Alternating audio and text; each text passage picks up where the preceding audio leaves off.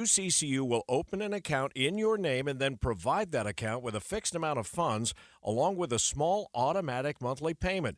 And as your automatic payments are made over time, of course, your credit builds, proving you're a responsible borrower and raising your credit score. And that credit score is just so important because it determines the interest rates you'll get, higher credit limits, better loan terms because of your credit score. And by the way, if you have kids in high school, open a credit builder loan in their name. And that way, they're going to graduate from high school with a good credit score of their own. It's called the Credit Builder Loan from Utah Community Credit Union, UCCU. Just call or text UCCU or stop by any branch and start building your credit today. UCCU, you're going to love where you bank. I can't wait for what's next. Even with higher stroke risk due to atrial fibrillation, an irregular heartbeat not caused by a heart valve problem. Eliquis, the Pixaban tablets, reduces stroke risk. It's the #1 cardiologist-prescribed blood thinner. Don't stop taking prescription Eliquis without talking to your doctor, as this may increase your risk of stroke. Eliquis can cause serious and in rare cases fatal bleeding. Don't take Eliquis if you have an artificial heart valve, abnormal bleeding, or have antiphospholipid syndrome. While taking, you may bruise more easily or take longer for bleeding to stop. A spinal injection while on Eliquis increases risk of blood clots, which may cause paralysis, the inability to move. Get medical help right away for unexpected bleeding or unusual bruising, or if you have tingling, numbness, or muscle weakness. It may increase your bleeding risk if you take medicines such as aspirin products, NSAIDs, SSRIs, SNRIs, and blood thinners. Tell your doctor about all planned medical or dental procedures. Learn more at Eliquis.com or call 1-855-ELIQUIS. Pelvic congestion syndrome, or pelvic venous congestion, is an important but often overlooked cause of chronic pelvic pain. It's estimated that up to 30% of patients with chronic pelvic pain may actually suffer from a symptomatic pelvic venous disorder. IVC, the leading interventional vascular and vein center in Utah for over 15 years, is here to help. Typical symptoms of pelvic venous congestion include dull achiness and heaviness in the pelvis, often made worse by prolonged standing. Well, it can often be successfully treated with a minimally invasive procedure called embolization. Pelvic venous embolization requires little or no downtime and is performed in an outpatient setting. Nearly 85% of women treated experience significant relief of their symptoms. If you suffer from the symptoms of pelvic venous congestion, let the experts at IVC help. Visit ivein.com for more or call 801-379-6700 today. As IVC has been saying for years, life starts when the pain stops. Attention Wasatch Front businesses and property managers. Don't wait for bad weather to schedule professional snow service with GoPave Utah. Your complete parking lot safety starts at gopavutah.com. Traffic and weather together, brought to you by Granite Credit Union's new Dividend Plus checking account. Jason, we thought we'd have some good news to pass along on that situation in 89 because we saw two tow trucks and a fire truck leave the area, but boy, that last car is slow to clear. Yeah, and there's still at least 3 vehicles left. One of them's an emergency vehicle, maybe 2 of them. I'm not sure. What it means to you, though, is that your traffic is still backed up all the way down to SR 193 as you try to make your way up into South Weaver there. So it's very, very heavy and slow. If you can find an alternate route, you might want to do that. I-15 is looking good as an alternate route in that area at this point in time. Speaking of I-15, we are still seeing the cars off to the side of the road on the left shoulder at the point of the mountain northbound coming out of Utah County, but they're not really affecting traffic. Otherwise, the only other delay we have northbound on I-15 between the South Interchange and about 5300 South, and it's heavy still on Foothill Drive. Is the IRS harassing you? Are tax problems ruining your life? Let Utah tax attorney Jordan Wilcox help. Visit taxhelput.com. That's taxhelput.com. I'm Jason Jones in the KSL Traffic Center. Going to see temperatures in the 70s all week long, along the Wasatch Front anyway. Sunny skies other than a few passing clouds. Sunshine all over Utah with highs near 90 in southern Utah. Right now, we finally started to warm up out there. It's 54 degrees at KSL News Radio, 102.7 FM, 1160 AM, and KSLNewsRadio.com, Utah's news, traffic, and weather station. Dave and Dujanovic, your morning companions for talk, analysis, and key perspectives on Utah's biggest stories on KSL News Radio. We expect the House to vote in about an hour from now. We'll take you there live as it's happening. I don't know if we'll sit through every single vote, but we do know that Representative John Curtis is going to be a yes vote, according to the Deseret News. They spoke to him for Jim Jordan. I want to welcome Marty Carpenter to the show today. He's sitting in for vacationing Dave Noriega. Marty is a partner at Northbound Strategy here in, northbound strategy. My mouth is still waking up, Marty. Say it as many Good times as morning. you want. That's fine. We can give out the website. We can do all those things. Marty Carpenter, also a former KSL employee. We worked together way back in the day. So good to always have you back in the house with us, Marty. Good to be here.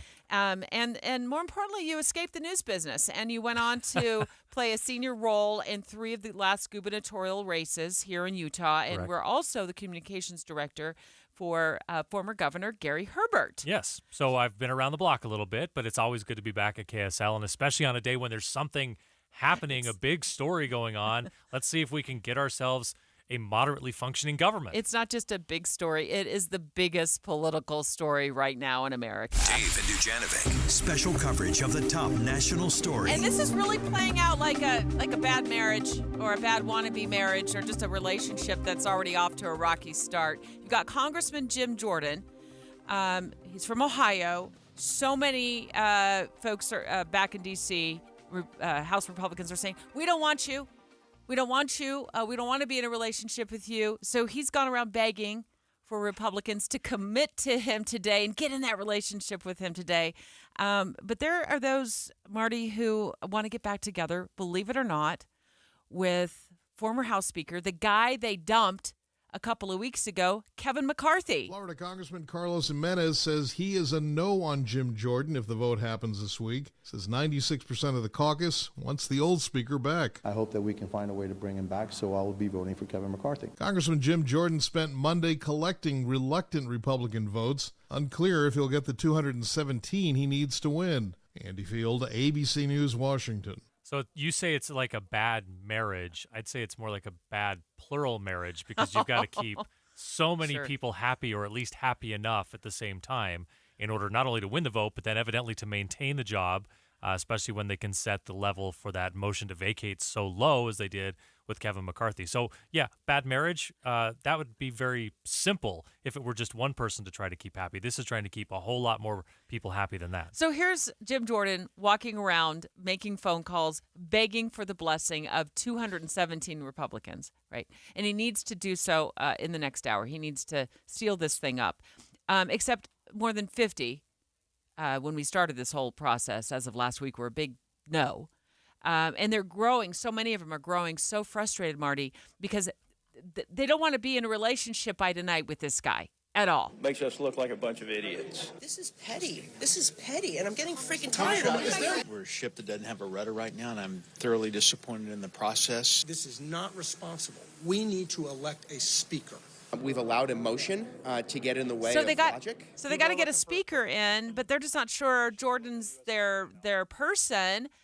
And we don't know if he's got the votes or not. And that just sets up the drama that'll happen in about an hour from now, or the continued drama. Well, and it sounds like it's going to go to the floor for at least the first round of voting where he doesn't have the votes. But we're going to get at least something better than a nose count, right, to see exactly where everyone is, who's a no, and who can then be persuaded. And all that comes with a matter of, essentially your horse trading. Hey, you're a no. What's it going to take for you to be a yes? Well, hey, in my district, I really need this. All right, I can support you on that if I get your vote, or whatever that may be. There's all these individual negotiations that are part of that. So do you think that's what happened with like, for example, Mike Rogers, Republican Alabama? Last Friday, he told reporters, there's nothing, never, ever, ever, there's nothing that Jim Jordan can do to win my support. And then as of yesterday, he's like, I'm voting for Jordan. Yeah. Okay, what happened over the weekend? From your perspective. I believe in negotiating, it's a term called anchoring, that you set out, my high price is this, and your price is this. I've got something you want, and I'm going to set the price really high for it to come. What does he get? What does Rogers get? Does he get like something in his district, like a new, a new federal building, or I don't know.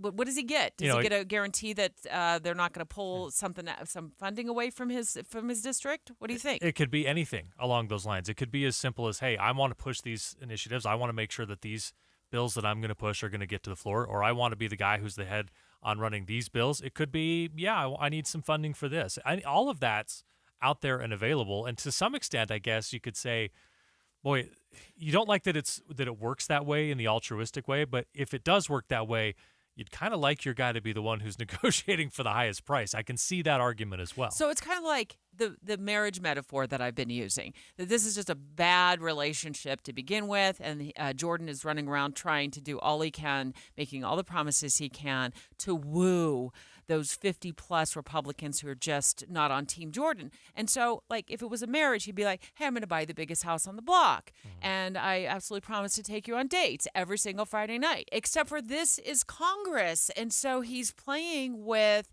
taxpayer money. He's making promises, likely, that he cannot keep, and eventually it'll all backfire on him because he won't be able to deliver. And part of that is you just go out and so if you're in Jim Jordan's spot, you're saying, look, I've got one objective here. I'm trying to become the Speaker of the House, and here's my internal limit of what I'm willing to give away. Here's what I can give away to get there. And then you're going to make compromises on that as you go along because your objective is to get the vote. And once you get that, once you're in that position of power, if you don't keep your promises, that's a little bit easier for you. Like, it doesn't sound like the nice thing, but yes, once you're the Speaker, hey, I may have promised you that, but sorry, that things changed and I can't give you that, right? So, like, there's no guarantee that you're going to get what you're being negotiated on. We all think that that's why Kevin McCarthy got booted, because he couldn't keep up with all of the promises that he made to win in the 15th round of voting to become Speaker. And so Matt Gaetz steps up and he, makes a motion to vacate. It shocks the nation. It passes. He ends up getting 8 Republicans to jump ship with him on the side of the Democrats and basically fire McCarthy. And now here we are. And the question is, if Jordan gets this vote in the next couple days, and who knows, they're hoping it doesn't take 15 or 16 or 17 rounds. But if he gets it, what if there's just another motion to vacate in a week? Yeah. And we're right back in the situation we're right now. As we watch it today, we talk about, well, he needs 50 votes, or he's trying to get however many votes that he needs that are still out there, and who knows what his actual nose count is at this point. But you're going to see some momentum, right? Like if he starts picking some people off, then maybe some people who are holdouts say, look, this is inevitable, and I don't want to be on the outs by being the last holdout. Or does the cost of my support, the straw that breaks the camel's back and gets you over the hump here, does that just get a little more expensive? So it's a fascinating thing to watch, actually. Who's holding out? It's a matter of all these folks negotiating and leveraging what little bit of influence they have, and the one thing that they know is in desire right now, and that's the vote that they're going to cast. Marty Carpenter in today for Dave Noriega. Straight ahead, Boyd Matheson from Inside Sources walking in studio to give us a behind-the-scenes look of what is going on right now in the halls of Congress, and if he thinks Jim Jordan has the votes he needs to be the next Speaker of the House. Dave and Dujanovic. Before Dave and Debbie get started each day, this station is all news all morning. And later today, we follow up on those stories as you drive home. Get important news all morning and all afternoon. Here on KSL News Radio. This week is your last chance to support the kids at Primary Children's Hospital. Every donation, any amount helps. Please give right now. Your gift provides financial aid, research, life-saving equipment, and fun therapies. Thank you. Our support helps kids with serious medical challenges still be kids. The KSL Give-a-thon is almost over, so please help. Text KSL Kids to 57500 or donate online right now at kslkids.com. Zero Res Carpet and Air Duct Cleaning is offering their Friends and Family special today only. Schedule your carpet cleaning during the sale and you'll pay just $25 per room. That's right, $25 for the best no residue cleaning. Zero Res pioneered this method, and their no soaps, no residue cleaning means your carpets stay cleaner longer. Listen, your vacuum will never get them truly clean. And quit messing around with that handheld thing. It's not doing you justice. Nothing beats a professional cleaning, and no one outcleans Zero Res. Give yourself the best cleaning at the best price. The Friends and Family sale is on now and ends today. Just $25 per room. You don't have to clean today, but you do have to get on the schedule. Minimums and area restrictions apply. Offer valid in Salt Lake, Utah, Davis, and Weber counties only. Schedule today online at zerores.com. Get ready, Utah. It's Medicare annual enrollment period, so why not make enrolling easier with United Healthcare? Whether you choose our online tools or over-the-phone support, United Healthcare will help you compare options so you can choose a plan with confidence. This is Medicare made for Utah, trusted everywhere. Explore our wide range of plans by calling United Healthcare today at 1-855-MEET-UHC. That's 1-855-MEET-UHC. Annual enrollment begins October 15th and ends December 7th, so call today. Imagine getting ahead of your irritable bowel syndrome with constipation or IBS-C by treating it with Linzess. Then you could start proactively managing your constipation with belly pain and get ahead of your symptoms. Talk to your doctor about Linzess, linaclotide. Linzess is a prescription medicine that treats IBS-C in adults. It's not a laxative. It's a once-daily pill that helps you get ahead of your symptoms. It's proven to help you have more frequent and complete bowel movements and helps relieve overall abdominal symptoms, belly pain, discomfort, and bloating. These symptoms were studied in combination, not individually. Do not give Linzess to children less than 2. It may harm them. Do not take Linzess if you have a bowel blockage. Get immediate help if you develop unusual or severe stomach pain, especially with bloody or black stools. The most common side effect is diarrhea, sometimes severe. If it's severe, stop taking Linzess and call your doctor right away. Other side effects include gas, stomach area pain, and swelling. Imagine, what could relief from IBS-C mean for you? Talk to your doctor and say yes to Linzess. Learn more at linzess.com or call 1-800-LINZESS. There's never been a better time to test drive that Hyundai you've always wanted. It's your journey. Own every mile in a brand new Hyundai. Visit buyhyundai.com or see your Utah Hyundai dealer today. They say good things come to those who wait. But this October, better things come to those who act now. What's up, everybody? I'm Mike Wilson with Any Hour Services, and October is the best month to replace your old furnace and air conditioner if you're trying to beat the winter rush. You see, we've structured our pre-season savings so that the sooner you buy, the more you save. Through the end of October, when you have Any Hour Services install your new furnace and air conditioner, you'll save $2,500 off any new system you choose. And that doesn't even factor in the rebates and incentives you might qualify for. All you have to do to get this deal is get a hold of Any Hour Services before the end of October and schedule a free estimate. After we show you what options are available, pick the system that best meets your needs, and we'll take $2,500 off. If you wait until November to call, you'll still save, but not as much. So if you want to save $2,500 off a new furnace and air conditioner, you need to call Any Hour Services before the end of October and schedule a free estimate. Google Any Hour Services or schedule online at anyhourservices.com. No one helps more homeowners than Any Hour Services. With the 3 things you need to know this hour, I'm Tim Hughes. First, the principal of Heber's Lone High School is taking matters into his own hands after several of his students were hit trying to cross a busy road. Second, Halloween candy prices getting scary, but Utahns don't seem too bothered and are ranked number 1 in the nation for Halloween candy purchases. And third, a shooting in central Brussels now being called a terrorist attack.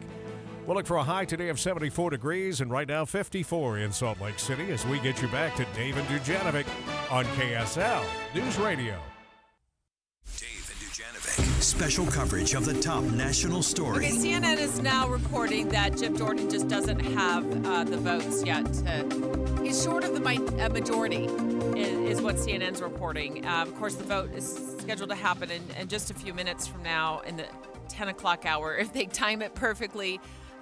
Marty Carpenter in today for Dave Noriega. It's a great day to have Marty in the house with us, filling in for Dave. Boyd Matheson also in on this conversation as well. Marty served as the communications director for former Governor Gary Herbert. You've also been involved in a number of gubernatorial campaigns. You said you had a senior role in a lot of those campaigns. So you love politics and you know politics. What do you think of what's going on back in D.C. right now, Marty? A whole lot of horse trading right now is what's going on. What can I give you to get the thing that I need to get while the clock is ticking toward the vote? It happens every time there is a vote cast on anything, right? To some extent or another. How short am I from where I need to get, and what do I need to do in order to get those votes? That's what's going on in D.C. right now. I compared this, metaphorically, of course, to just a bad marriage or a relationship that's already off to a rocky start. Plural marriage. Where Jim Jordan is running around begging 217 Republicans to marry him in the next 45 minutes. But he's got a lot of them. He's not begging all of them. He's begging some of them. Right? Boyd Matheson, you're always our voice of reason. What do you say about what you know on what's going on back in D.C. right now in the halls of Congress? So I think there's a number of things to keep watching. So they will call themselves into quorum at the top of the hour at 10 o'clock. They'll probably do a couple of roll call votes just until they get everybody in the building. So don't expect anything to happen immediately. There's going to be some things going. There'll be some speechifying and some of that. I think this is really significant for Jim Jordan. He's done the one thing that Steve Scalise chose not to do, and that is to put the vote on the floor. It's one thing to say, hey, I'm against somebody behind closed doors in a conference meeting. It is another thing to sit on the floor of the House in front of the American people and all of your colleagues and have to cast not just a secret ballot, but a roll call ballot where you have to stand and say who you're voting for. And so that changes everything. So the dynamics are, and what I'm hearing from those who've been inside the room and around the room, is Jim Jordan's come a long way.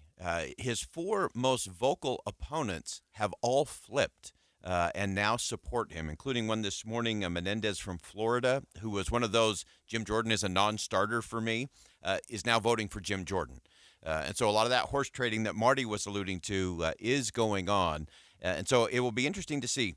To me, the thing to watch is not necessarily the first vote, because I think you will have a number of people who will do a protest vote. You'll have those who are going to say, I'm not rewarding bad behavior, I'm voting for Kevin McCarthy. And they'll do that in the first round. So the real test for Jim Jordan will be the second round of voting in the House. Those who will kind of get past their grievance and, okay, I got my protest vote out. Now we got to get serious, and now we've got to get something done. And that's where things, I think, will start to shift. And everyone you influence has some influence. So you talk about him going to pick off a couple of votes. Oh, I went and got my four biggest detractors. Those each may bring 5, 10, 15 7, votes, whatever votes with them, where they can say, all right, I'm in. And not only if I get what I need to be in, what I bring with me is these four other guys I can bring with me. Yeah, and that's a big thing to factor into the calculation. Yeah, and that's where momentum happens. Could we set aside all of the horse trading for just a second? Because it just hit me that I don't really know Jim Jordan. What I know of Jim Jordan is that he seemed to be a strong supporter of President Trump, that he's been accused of kind of being in the election conspiracy realm after Trump lost 2020. And also that he was an assistant wrestling coach back at Ohio State back many, many years ago, where now there's these wrestlers that are coming forward who wrestled for Ohio State saying he didn't help us when we were disclosing that our team doctor was abusing us. And that seems to be kind of the conversation that has been spinning up about Jim Jordan lately.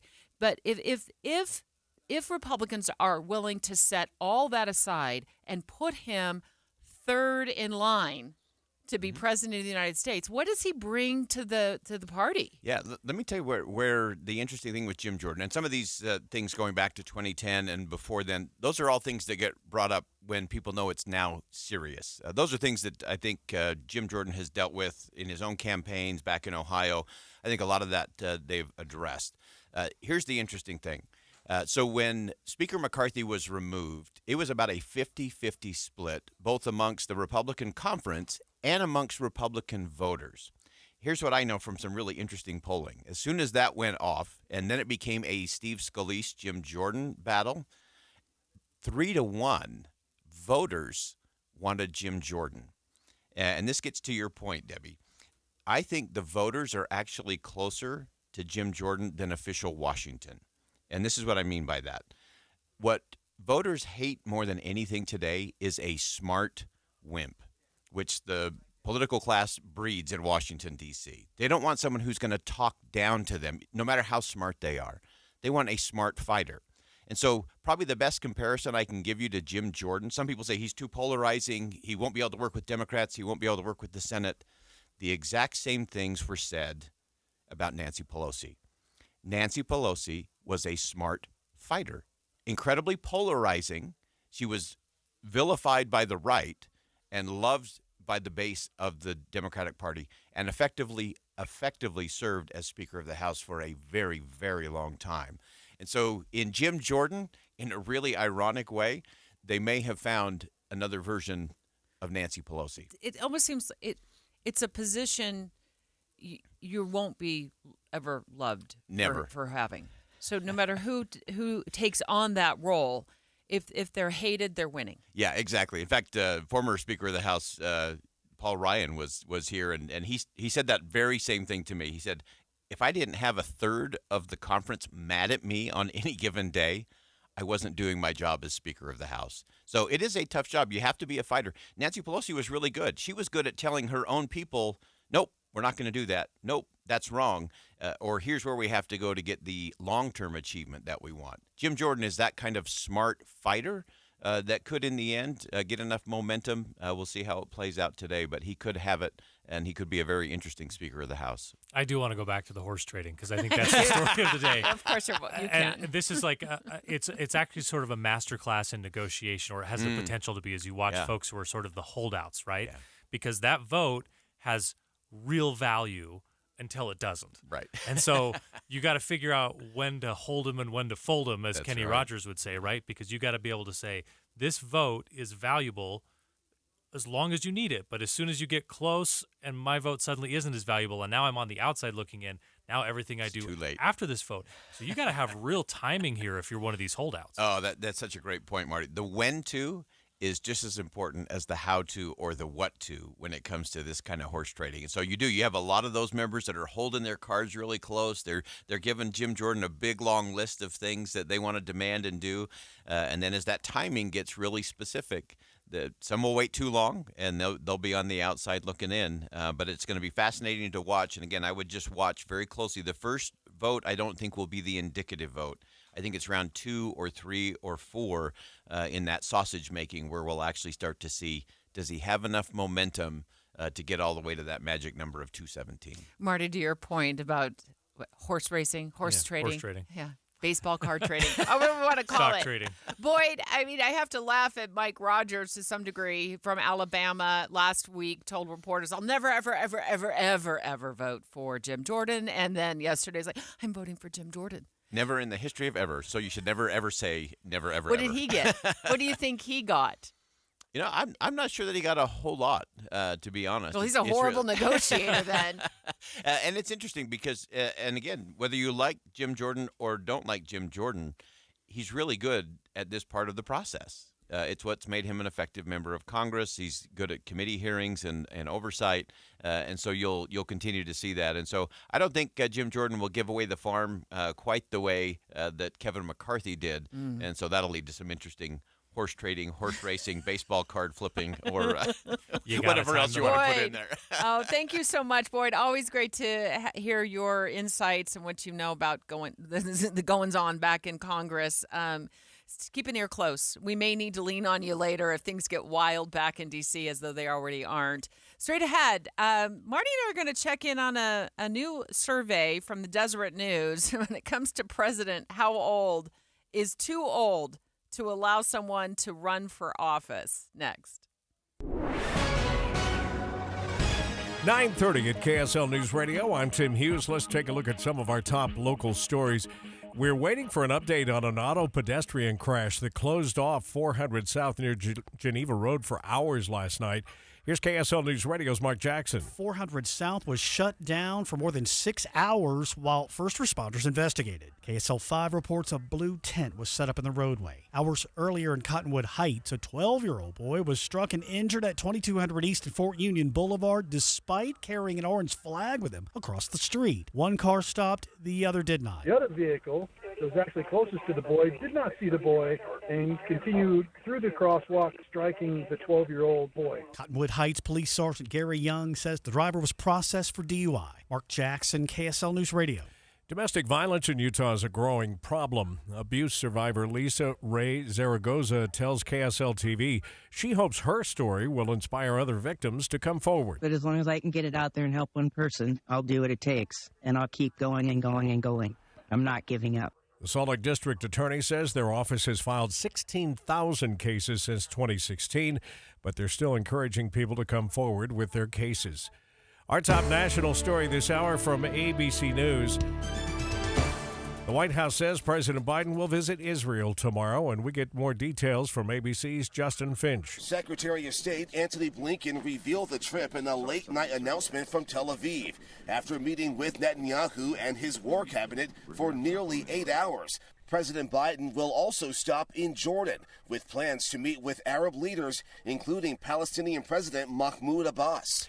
Your money at this moment, we had some retail sales numbers that snuck in, and were actually a little bit stronger than anticipated, so that has caused the markets to rethink the day. The Dow is now in the green by 19.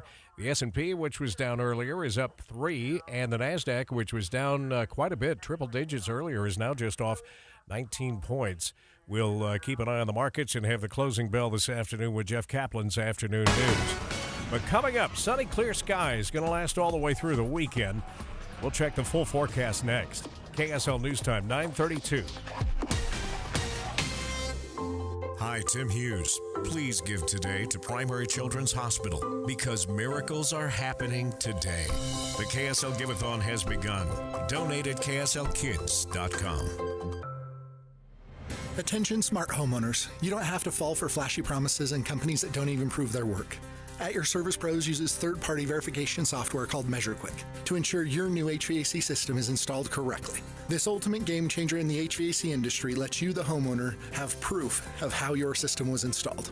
At Your Service Pros utilizes our Bluetooth tools to upload all of your system's information into MeasureQuick. We rely on data-driven insights to properly commission, optimize, and fine-tune your HVAC system for peak performance, improving your family's comfort, lowering your utility bills, and extending the life of your HVAC system.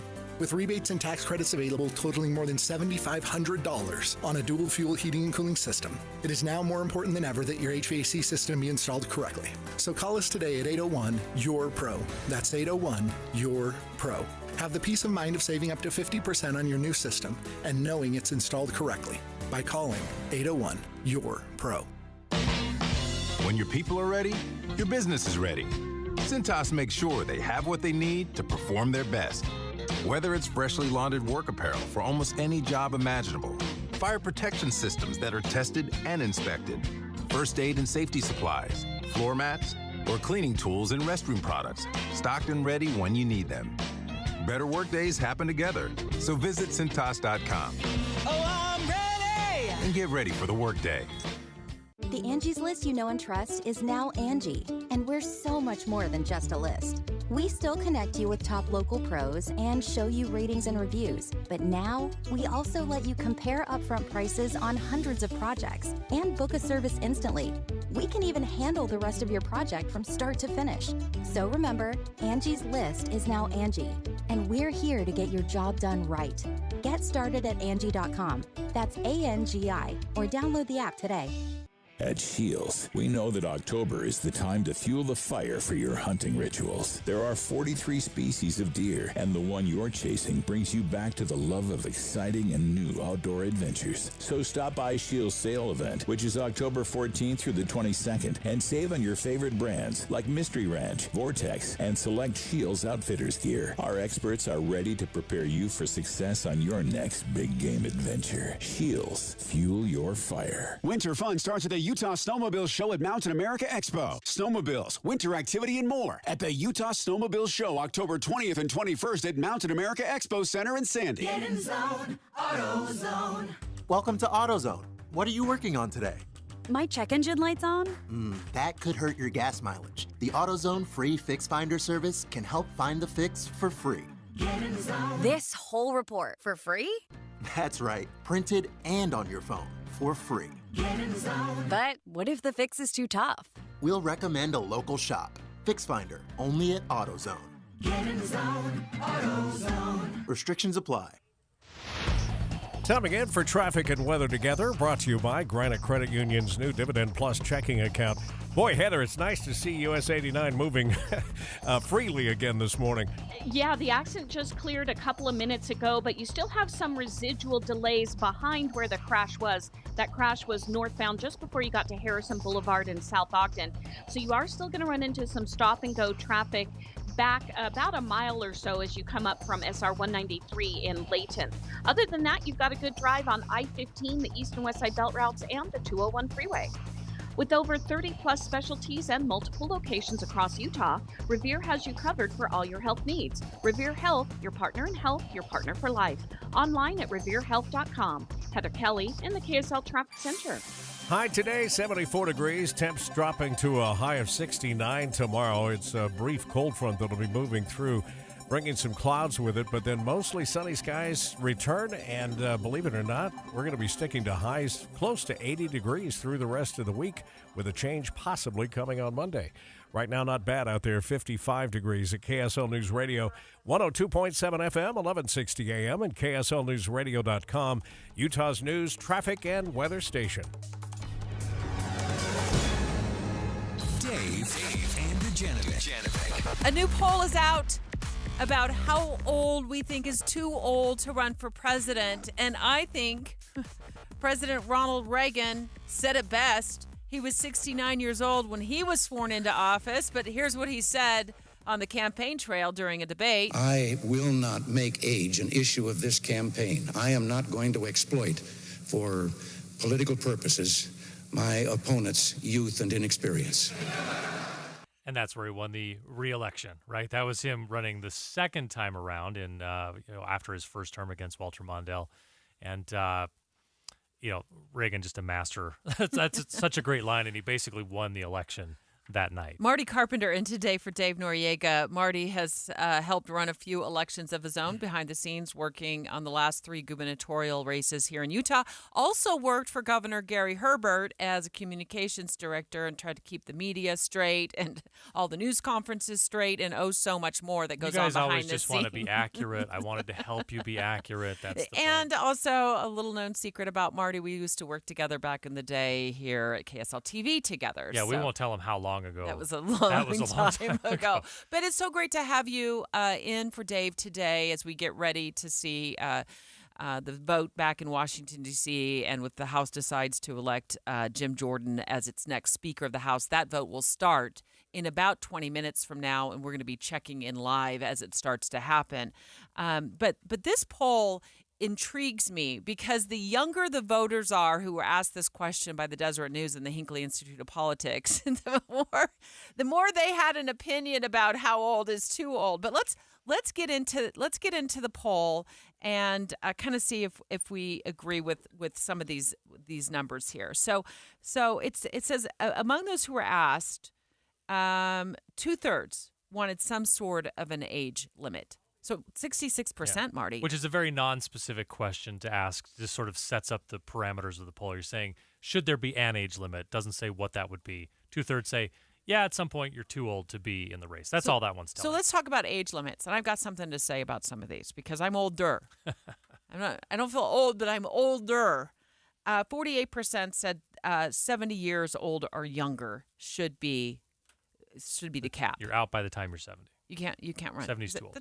Does that seem reasonable? 70 seemed a lot older to me when I was younger than it does at 45. But 70 is probably getting into that neighborhood where you'd say, I can see your argument why 70 would be an age. Most people retire sometime between 65 or 62 and 70 years old in this country. This is a very demanding job. Donald Trump was 70 when he was inaugurated. In 2017, he was 70, so he would have been a little younger when he launched his campaign. Mm-hmm. I guess maybe you saw this in the poll. What it doesn't say is, well, when is that date? Is that like on swearing-in day? Yeah. Or when is that? When does that age cap kick in? Or is that when you announce you're going to run? So Marty Carpenter in today for Dave Noriega. We're talking about a new poll out by the Deseret News and Hinckley Institute of Politics entitled "How old is the president? What voters think about presidential age limits." And so now let's dip down to the next level.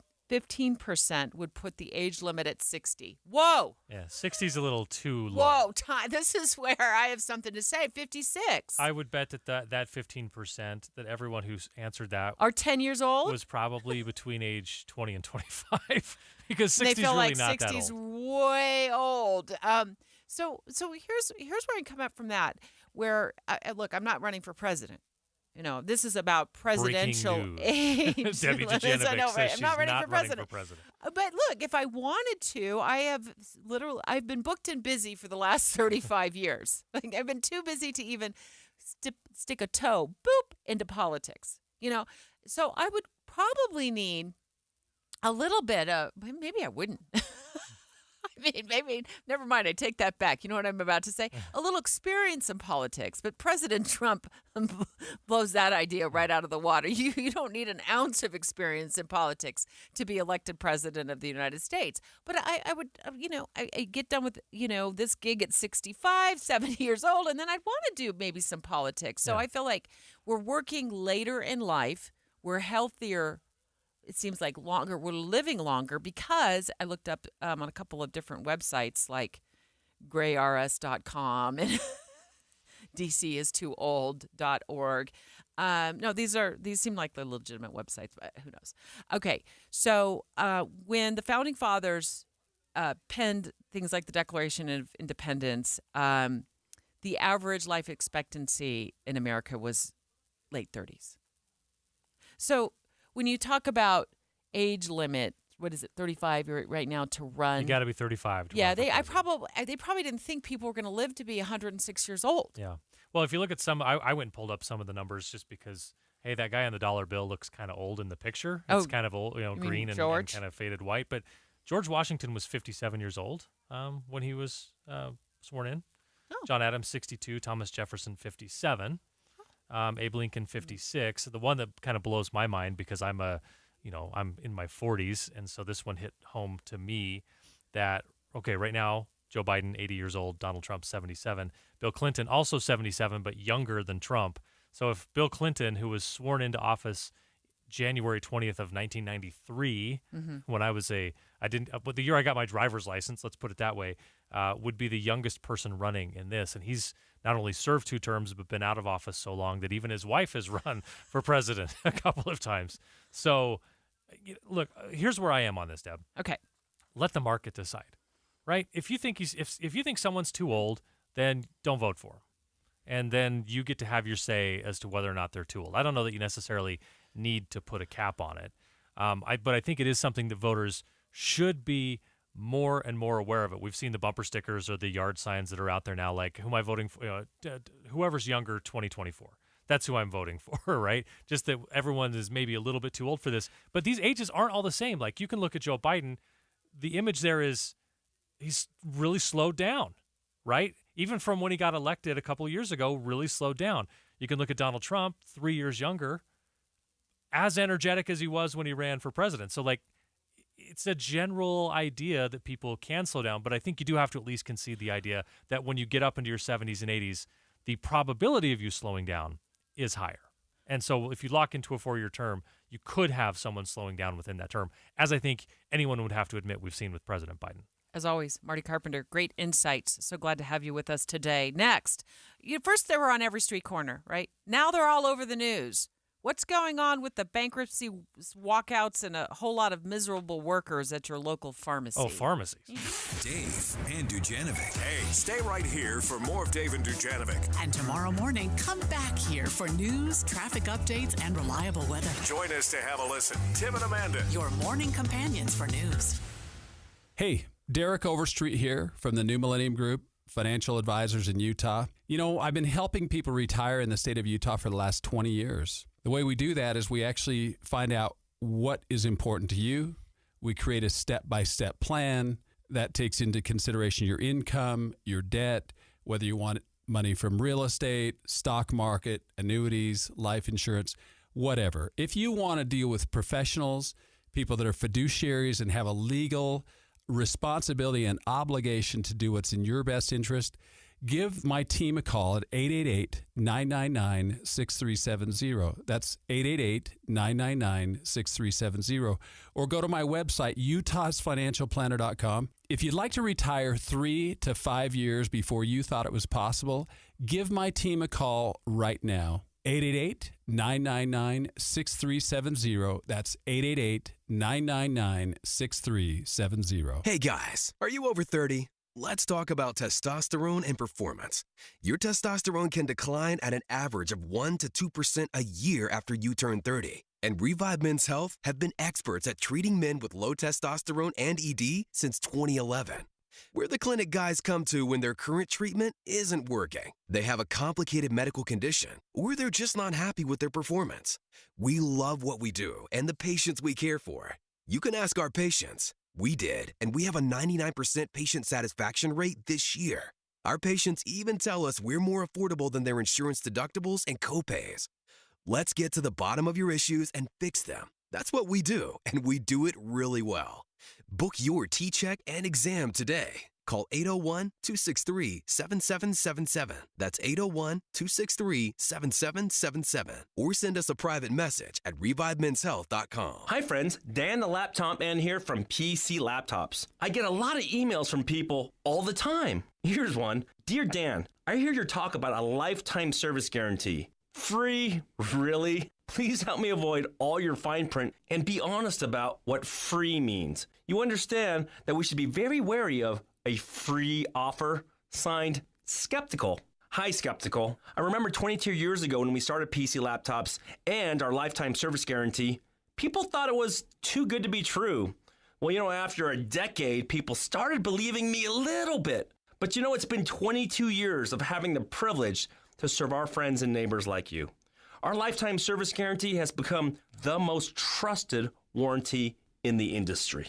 You can get a brand new PC Laptops desktop computer, and they start at only $29 a month. Check us out at PCLaptops.com. That's PCLaptops.com. Here's to seeing you soon, Skeptical. Advanced Window Products. From their factory to your front door in 8 weeks. Affordable windows guaranteed. 801-850-9100 or advancedwindowsusa.com. Boyd Matheson on political expectations. Sadly, I think we've been conditioned as voters to look to Washington to solve all the big problems of the day.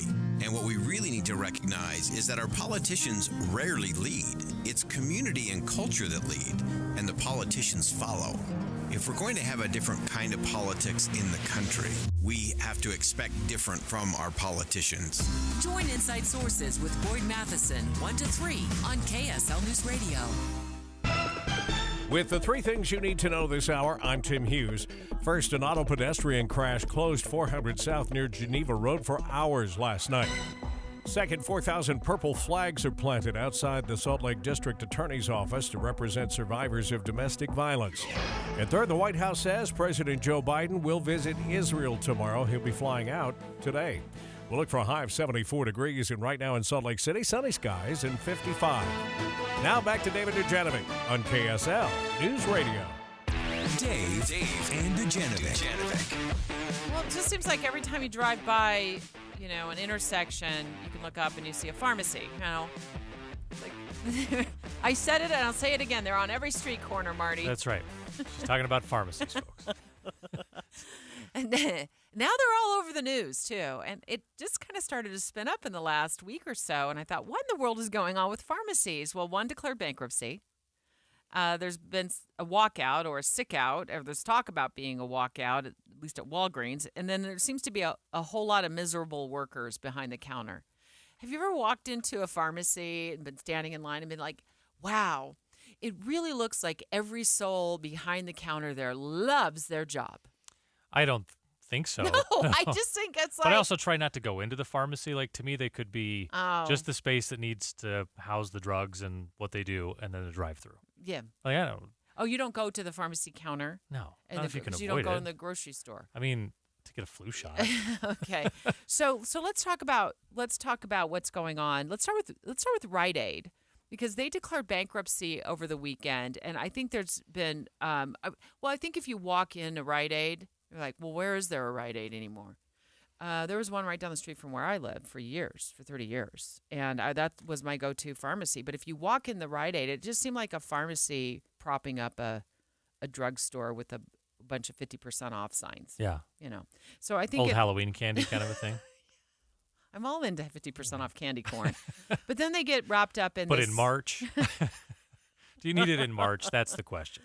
So they get wrapped up in this litigation, and let's talk a little bit about that, Marty, regarding opioids and being the pharmacy that's distributing the drugs, but they get wrapped in this litigation about this, and in total, I mean, it's involving all kinds of drug makers, distributors, and the pharmacies. Doctors, There's like this payout of $50 billion, and somehow Rite Aid manages to get swept up in this, and apparently it's because maybe pharmacists or the techs ignore some red flags, or maybe the system ignored red flags that would indicate some of these prescriptions were not real, they were faked.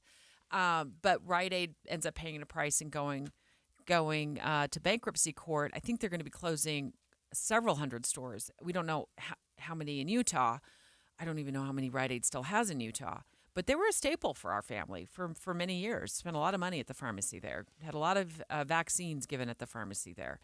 But you were a little puzzled by the opioid settlement. Well, I mean, I didn't know the details on it, so it just seemed to me weird. It seemed odd to me that you would get tied up in this when your role is essentially a doctor tells me what to give you, we put it in a jar, and we give it to you. That they don't seem to have that much of a role in the overall opioid crisis. They're just the actual distribution point. So I didn't really understand on that. I think what's interesting about this, because you're talking about a bankruptcy, which, first of all, everyone thinks bankruptcy, that means they're going out of business. No, they're restructuring. They're going to move some debt around. They're going to close some stores. They're going to get leaner and meaner and come back. They have quite a bit of debt. Yeah. But you think about one of these pharmacies, and I'm picturing the ones in where I live. I live in Kaysville, so there's a Walgreens on 2nd North and Main Street. Mm-hmm. But you think about like what goes into running that. It's a fairly good sized footprint, right? They've got a parking lot, they've got a drive-through, and then they've got a fairly sizable store. The drugstore, the pharmacy portion of that is a relatively small percentage of what's in there, and then there's a lot of shelf space with candy and cards and makeup and we got to walk through the whole thing, all those things to get back to the pharmacy, right? Which is brilliant, right? I mean, that's what they're trying to do. It's like when Costco puts the chicken at the back. It's not because they want you to get your steps in for the day. It's because they want you to pick up a bunch of stuff you don't need along the way, right? But in my mind, they probably work a lot like a gas station, right? That like gas stations don't actually make that much money off the gas. They make money off of the Red Bull they sell you when you stop to get gas, or the bag of chips or whatever. So they're working on what they hope is high volume and small margins. And so when you take something like an overall corporation that now has to pay a massive fine or a portion of a massive fine, they still have overhead costs for their facilities and the property that they're on. They have costs for their employees. And so now, like, hey, if you start to cut down into those margins, it gets to be more and more difficult for them to be sustainable as a business. Marty Carpenter in today for Dave Noriega. Marty served as the former Governor Gary Herbert's communications director. He's also been involved in a number of campaigns as well, behind the scenes, helping folks run political races. We're talking about the news headlines lately, and pharmacies seem to be dominating them. And I decided, like, what to look into why, what is going on. And then as I was looking into it, no kidding, over the weekend, I get an alert on my iPhone. I think it was a New York Times alert that Rite Aid had gone to bankruptcy court, and they're restructuring, going through bankruptcy now, and may have to close as many as 500 stores. We just don't know how many are in Utah. Another element in this that isn't mentioned in most of the stories about the restructuring and how they're going to manage their debt and all these things for Rite Aid in specific, I can't imagine that a part of the pressure on their bottom line isn't having to deal with organized retail crime as well. That people go in, they steal, and because of the policies and the potential litigation for trying to stop them, they end up walking out with a lot of merchandise. So if you're operating on very small margins, and now a lot of your merchandise is leaving, you've got high shrinkage, as they would say, in a high shrink level in the industry, right? You're losing a lot of your stuff without getting any compensation for it. Maybe people, you're paying out a bunch on the fines. You still have all of your other costs. Costs are going up in order to keep people there working. You're going to have to pay more per hour. It just gets really difficult to keep a business up and running. Walgreens had what's called, I guess, a sick out, where some of their employees have called out sick, and then they're contemplating doing walkouts. This is curious to me, and I think this is why when you walk into some of these pharmacies, you see a bunch of frowny faces behind the counter. Because I go to the pharmacy counter. I've used a drive-through, I think, one time. Mm-hmm. It just so happens it was last Friday. But I usually walk in, so you get to see the whole team back there. And they're saying that they've had not only increased demands for prescriptions, also vaccinations. They do vaccines now, they administer them, but they don't have enough staff to keep up with all the orders. And so they feel like they aren't able, they're worried about not being able to do their jobs properly. And what worries me about that is they're dealing with medications. Many pills look alike, right? They look alike, and I don't need a medication that I don't need. And if they're giving it to me by accident, well, that's a huge, huge mistake. So when you think about the pharmacy, it's like, think about all the things they're doing now. I mean, they're probably showing most of us how to use their new app to make that vaccine appointment or to order a prescription refill. They're filling prescriptions. They are, administering vaccines. They're dealing with the insurance companies who say, well, we won't accept their insurance for this or that. They're looking up whether our insurance will accept it. They're contacting doctors who forgot to send the prescription over to them. And I'm thinking, well, no wonder they are just wiped out. And they're most likely having to work longer hours if they're short-staffed, and there's probably a ton of paperwork. So Walgreens, I guess we could potentially see walkouts there in the coming days or weeks. And then CVS has already closed like 250 stores over a 2-year period, but now they're going to close 900 stores by 2024. Which tells you how many stores do you have that you can close 900? Well, that's why you to see them on your every point at the beginning, corner. they're everywhere. So and you had to think, like, at some point when you noticed a CVS and a Walgreens popped up in your small town on 2 different corners of the same intersection, how sustainable is that long term? Like, what is the actual demand? Especially when, think about, I'm just going to picture Kaysville, right? There's a Walgreens, like I said, on 2nd North and Main. There's a pharmacy at the Bowmans. There's a pharmacy at the Smiths. There's there's no shortage of places that you can go to go get a prescription. And that's great. It's awesome to have that convenience. But like, what's the demand in a 35,000 person city for 3 pharmacies? But there's a study out there that shows, unfortunately, what happens in situations like this where pharmacies start to close is they tend to close in the areas that can afford to lose a pharmacy on the corner the least, and that's low-income areas where more Medicare patients and more Medicaid patients go to have their prescriptions filled. So that's the fallout from you and I can jump in the car and just run to the next pharmacy if there isn't one on the next corner. But a lot of people, it's a bus ride or it's an Uber ride or it's hoping that somebody can go pick up their prescription and bring it to their home. Yeah. KSL FM Midvale. KSL Salt Lake City. Listen at home on any smart speaker. And in your car at 102.7 FM. This is KSL News Radio. Utah's news, traffic, and weather station. It's 10 o'clock at KSL News Radio. I'm Dan Bomas. KSL's top story this hour, 4,000 purple flags are planted outside the Salt Lake County District Attorney's Office to represent the number of domestic violence survivors who've been screened over the past year. One of them is Lisa Ray Zaragoza, and she shared her story with KSL TV. The person that did this to me did not break me. He made me a stronger woman. You don't have to go through it alone. The Salt Lake DA's office has handled 16,000 domestic violence cases since 2016. The House expected to take its first full floor vote on a new speaker starting about now. At this time, Representative Jim Jordan of Ohio is the sole nominee, but he may not have enough votes to get the speakership. Too many Republicans are still opposed. Here's ABC's Jay O'Brien. By our count, he's short at least 10 votes. We've heard from at least 10 Republican lawmakers who said last night, after they emerged from a House Republican meeting, that they would not be backing Jim Jordan in a floor vote today. But that is not stopping Jim Jordan from bringing this to the floor for a vote, trying to force those holdout votes to essentially cave.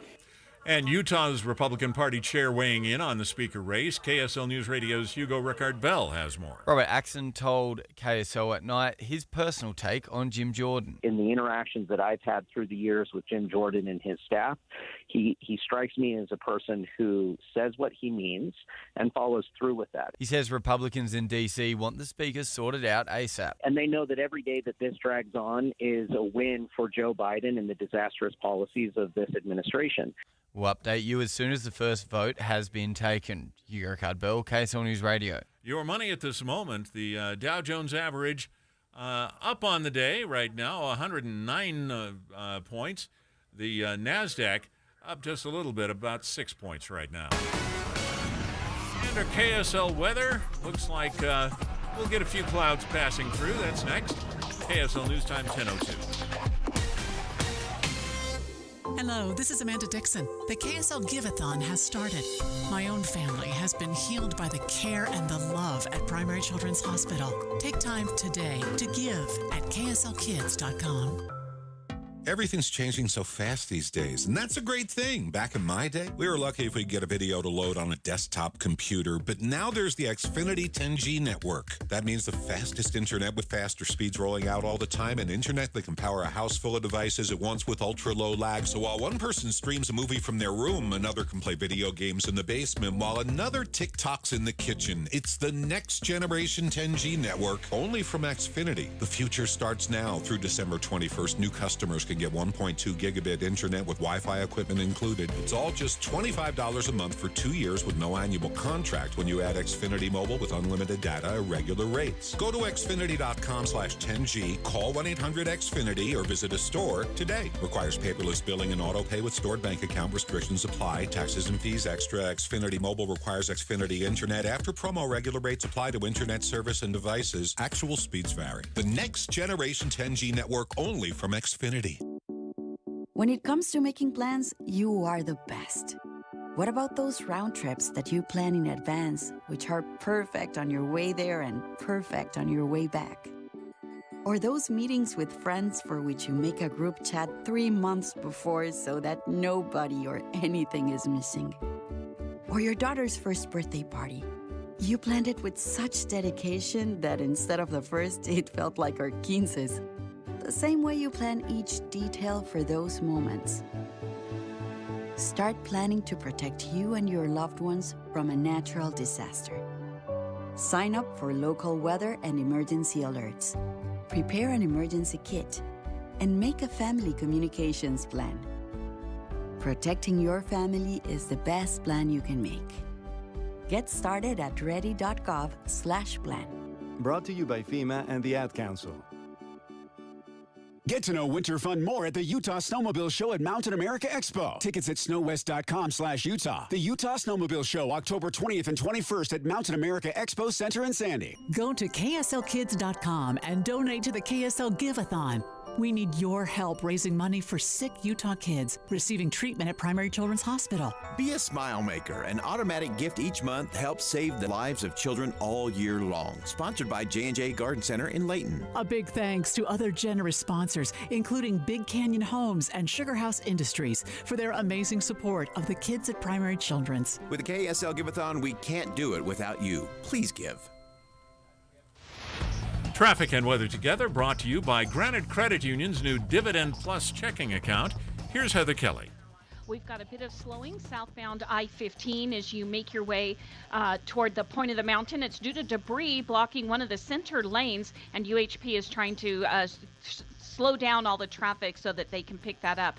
Other than that, you're going to have a pretty good drive anywhere you're trying to get to around the Wasatch Front. The Friends and Family Sale ends today at Zero Res Carpet Cleaning. Just $25 per room for the best no residue cleaning along the range. Minimums and area restrictions apply. Schedule online at zerores.com. Heather Kelly in the KSL Traffic Center. KSL weather, it's going to be partly cloudy today. More clouds coming in tomorrow with a high below 70 degrees, and then it warms up through the rest of the week. And right now, we're at 55 degrees with partly cloudy skies. I'm Dan Bomas, KSL News Radio, 102.7 FM, 1160 AM, and KSLNewsRadio.com. Utah's news, traffic, and weather station. House is getting ready to vote. We were just, we had an eye on the chambers inside. It looked like they were gathering inside the chambers back in Washington, D.C. Of course, the drama unfolding back the House of Representatives is the House still does not have a leader. And Jim Jordan faces some really fuzzy math right now as the next up. He's the next up. Marty Carpenter in for Dave Noriega today. And you've been in political circles for a long time here in the state of Utah, looking at what is going on back in D.C. It's I want to say on the one hand, it's surprising. On the other hand, I'm not surprised. Maybe I'm as conflicted as the Republican Party is. Well, I'm looking at this and watching what's going on the House floor. And Boyd was in here just a little while ago and gave us some insight on, hey, it's probably not going to happen on the first ballot, but the second ballot's going to give us a real indication of where things are. That led me to think about, in a regular political campaign, the one thing that you're always working on is trying to identify your voters. Who are the voters who are in support of you, and what are the things that you could do that you would lose them, so don't do those things. Who are your movable voters who will come vote for you, and what do you need to tell them about you and your positions in order to get them to vote for you? This is that on a so highly targeted scale. Quick right? turnaround, He too. can say, like, look, I know the 50 I need. Now I can get those two. Those two can go get me those 8. Now I only need 42. Those 42, what do they need? And he can just start picking them off group by group. What do I need to go to get? And that's not hyperbole. He needed 55. I mean, when he left that secret vote last week, he was down by 55 Republicans.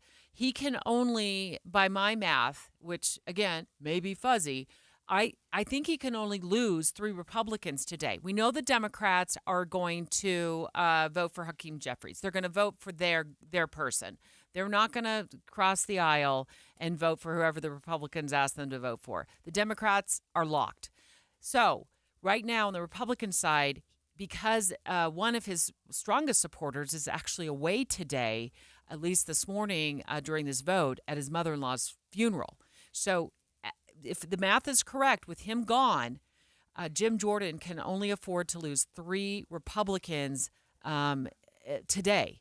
Otherwise, if it's not him, then who?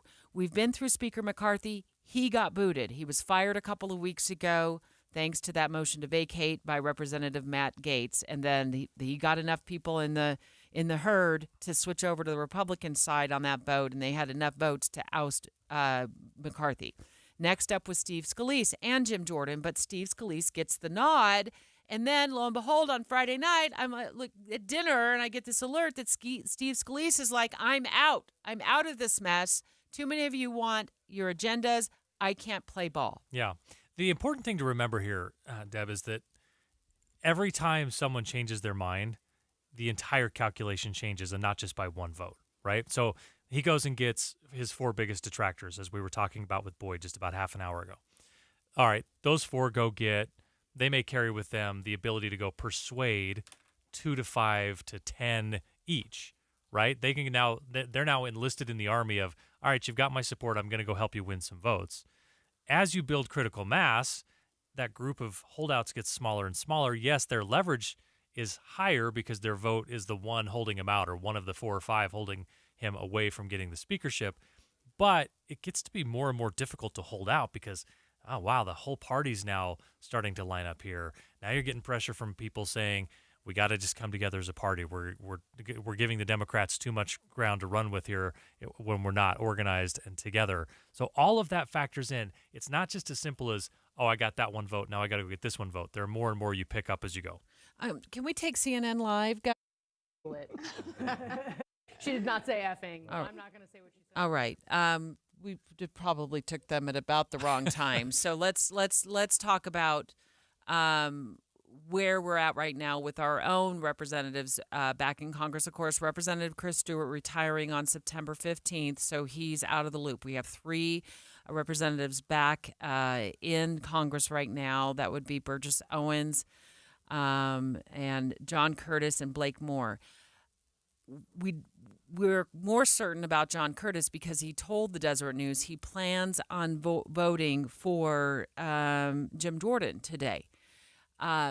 I'm not 100% sure, Marty, how the other 2 fall. Yeah, I would be surprised if Congressman Owens was a no. My assumption would be that he's a yes.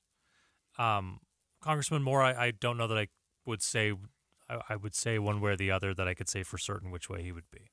Former House Speaker Paul Ryan was in town a couple of weeks ago and spoke to our very own Boyd Matheson for several minutes. It was a great conversation. I think it went on for about 15 minutes. And what he brought to that conversation was from experience. He was Speaker of the House. He said it was a rough job, actually, is how he painted the picture. Which is, if you're elected to represent your constituents in our Congress, your job is to go offer solutions. Yeah. And then you have to vote on solutions. You may vote against them, maybe vote for them, but you have to produce. We have legislators and entertainers in Congress, or beers and doers. Yeah. The Gates, those are the beers. They're there to be a congressman, not to do something. Yeah. They're not there to advance principles. They're to advance a career of theirs. So, look, we're all pretty raw emotion with this. I think it was absolutely tragic what happened. But here's the story. Like, as Speaker of the House, you say no a whole lot more than you say yes to people. Yeah. It's the job. Mm-hmm. If you don't have a dozen people mad at you in any given moment in Congress, you're probably not doing the job. Right. And so because what happens is people ask you for things that you can't give them, or they ask you for something that's mutually exclusive to what somebody else is asking for, and you have to arbitrate these things and make decisions. Yeah.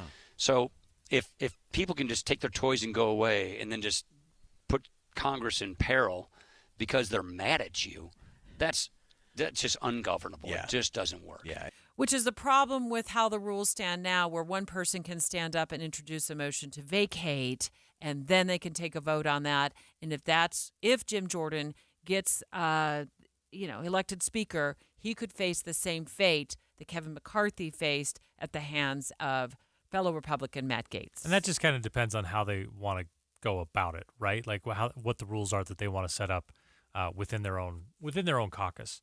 But yeah, that's the problem, is that you really should be able to say, hey, we're voting on a speaker. There does need to be some escape hatch to say, hey, this has gotten really out of hand, and as a body, we no longer support this person. But it should be a fairly high threshold, because as Speaker Ryan just said, you have to tell people no. And you are going to make a certain number of people angry on any given day. And in order to manage a body like that, to manage the Republican caucus and then overall the House, you have to be able to say, I can tell you no and know that my job's not in peril. I have to have some security to be able to say. Now, if I make enough people mad, okay, fair enough. But it shouldn't be such a low threshold that everything's in peril just because you make someone mad, because that's not sustainable in any relationship you have, right? Jim Jordan, the vote is starting any moment now. He is up to be the next Speaker of the House of Representatives. Of course, that's third in line to be President of the United States. And Kevin McCarthy, fired a couple of weeks ago. Jim Jordan, if he is elected, could face that very same fate unless they change that rule. And it looks like they have stepped away for just a moment, or they're still gathering inside the House chambers right now. No official vote has taken place yet, but the moment it does, you'll be the first to know. Dave and Dujanovic. Did you know Utah has just one all-news station in the morning? It's this one. Weekday mornings between 5 and 9. Start your days with us. We're Tim Hughes and Amanda Dixon. Your morning companions for news. BYU tries to rebound from a beatdown. It's Big 12 football, brother. This Saturday, the Cougars host the Texas Tech Red Raiders. Both teams will be desperate for a win and focused on proving their doubters wrong. Special extended pregame coverage starts Saturday at high noon on Utah's legacy home of the Cougars. KSL News Radio. Do you know how to tell if a clogged drain is something to worry about or not? What's up, everybody? I'm Mike Wilson with Any Hour Services, and I understand it's annoying and inconvenient, but sometimes a clogged drain can be a sign there's a more serious issue with your sewer main line. If the drains in the lowest level of your home aren't draining, or you flush a toilet and it comes up somewhere else like a shower or a floor drain, I'm urging you to look at this as more than just an annoyance. The last thing I want you to experience is a sewer backup. If you're a homeowner experiencing any of these issues, the first step would be to snake the line to see if it's just a blockage, which one of our drain techs can do for only $29. Yep, you heard that right. Any Hour Services will snake any drain line with normal access for only $29. Sinks, showers, tubs, toilets, floor drains, laundry drains, even that sewer main line that connects to the city. We'll snake any line for just $29. For help with your drain issues, call Any Hour Services at 801-443-7700. You can Google Any Hour Services. You can even schedule online at anyhourservices.com. No one helps more homeowners than Any Hour Services. There's never been a better time to test drive that Hyundai you've always wanted. It's your journey. Own every mile in a brand new Hyundai. Visit buyhyundai.com or see your Utah Hyundai dealer today. Do you worry about how much someone drinks? Do you feel angry or depressed most of the time? Do you feel neglected or unloved? Do you feel you attract people who tend to be compulsive or abusive? Do you have money problems because of someone else's drinking? Are you afraid or embarrassed to bring your friends home? Do you feel that if the drinker loved you, she or he would stop drinking? If you answered yes to any of these questions, you are not alone. More than half of all adults have a family history of alcoholism.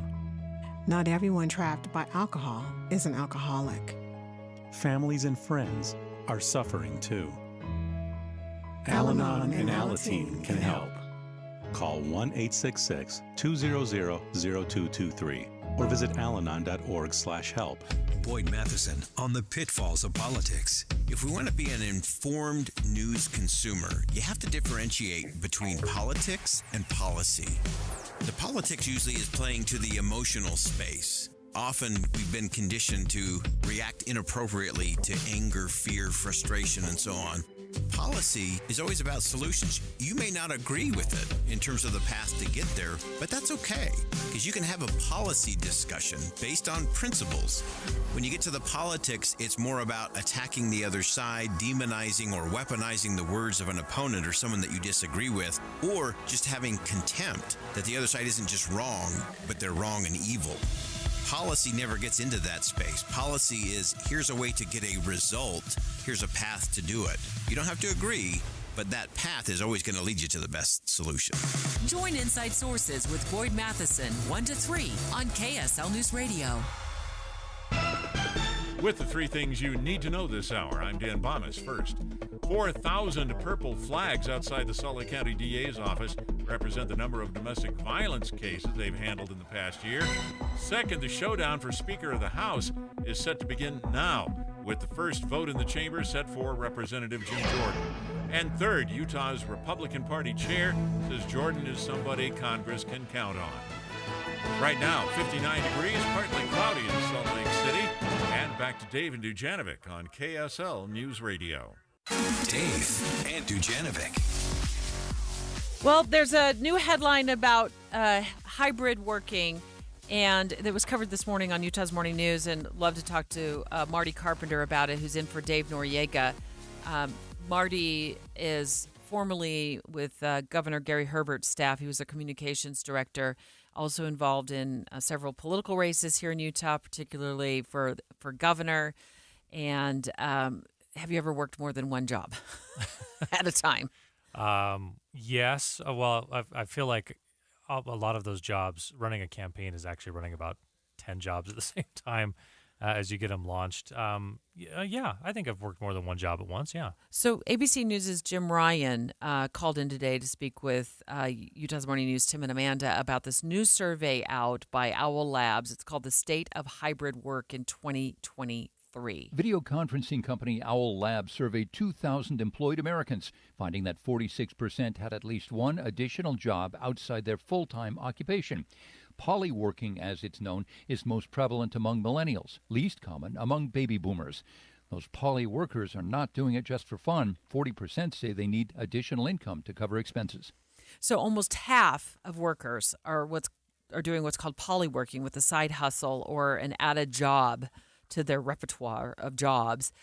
36% say they plan on starting one in the future. And I think that has a lot to do with the re-upping of college loan payments that was reinstituted this month, and also inflation. It's just rampant. Yeah. I mean, costs have gone up, so that forces people to go find ways to increase their income. I think there have also been technological changes that make it a lot easier for people to go work on something on the side. And that's a really good thing for our country. I think that, people have the ability to go out and try a side hustle, say, this is the job that's paying the bills right now, but here's what I want to do, and I'm going to go dip my toe in the water and try to launch something on my own, whether I'm, it could be something where you're creating, you're doing social media work, or you're doing something online. All those are possibilities for people now that weren't in the past. And so, I think there's a whole lot of factors that go into this. Some of them because people actually want to do it and not just because economically they're forced to. So we also posted this question on our Facebook page. I'm going to get to some of those responses. Do you have a side hustle or help keep yourself afloat to help keep yourself afloat financially? Get to those in just a moment. But I want to assure you that we have all eyes right now on Washington, D.C.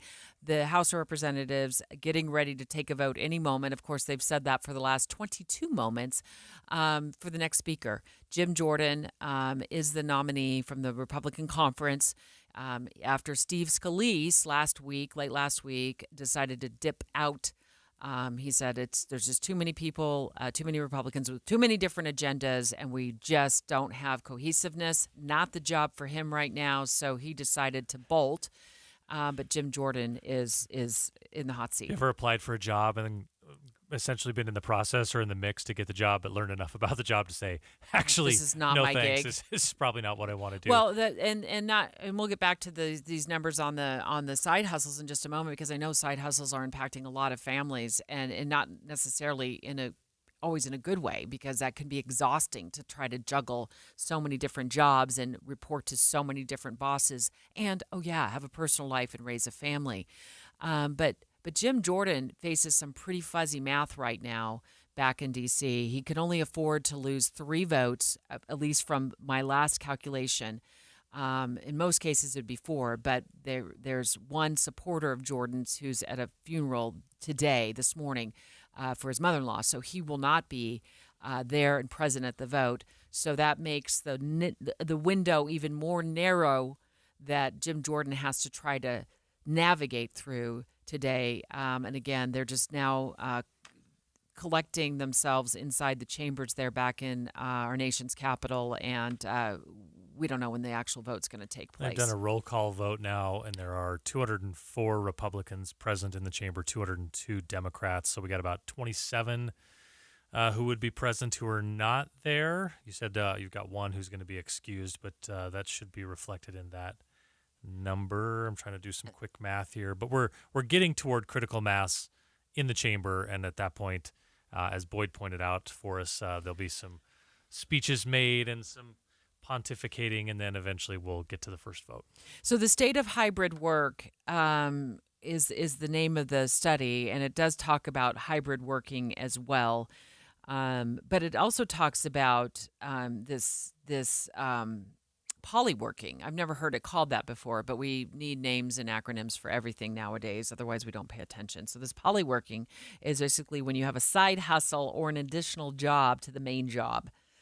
And 46% of those surveyed, there's 2,000. So it was a pretty big survey. Surveyed say, that's almost 1,000 people in that survey who said, I have a side hustle. And 36% more plan on getting one in the coming months, or at least in the near future. Jennifer, on our KSL News Radio Facebook page, thank you so much for commenting. We've got tons of comments here from our Facebook page family. Yep, full-time job, part-time job, plus a DoorDash if needed. She has a bachelor's degree, 3 years of experience. She lives on her income only, and she said it's difficult for sure. Our producer just got in my ear and said that's literally my life too. I think it's people that you know very well, like, I know Caitlin very well. She's doing a lot of things outside of the building here that I might not always realize she's doing to make extra money, to make ends meet. And it's an unfortunate result of the high inflation, right? To a certain extent, it's, there are a whole lot of factors that go into this. What's the value of your college degree? How does that align you for the job that you want? But I'm just absolutely dumbfounded by the amount of, maybe not dumbfounded is another. I'm impressed by the amount of comments that I'm seeing here and how much, I don't know how you balance it all. And then I think, well, I probably did the same thing when my kids were home and we had a growing family. And I talked yesterday, I think we had 5 jobs between the two of us. He had more side hustles than I did, but I had plenty of side hustles too. Including doing a lot of voice work, which sounds super glamorous until you show up and you're they're putting you in the small closet for 8 hours and you have to say the words absolutely correctly, which wasn't a hard gig, but it was just But they give you a draining. bottle of water. Yeah, and you couldn't take your kids with you, right? You can say, sit down and shh, because, mom's got to voice stuff. Callie, her husband works a full-time and a part-time job.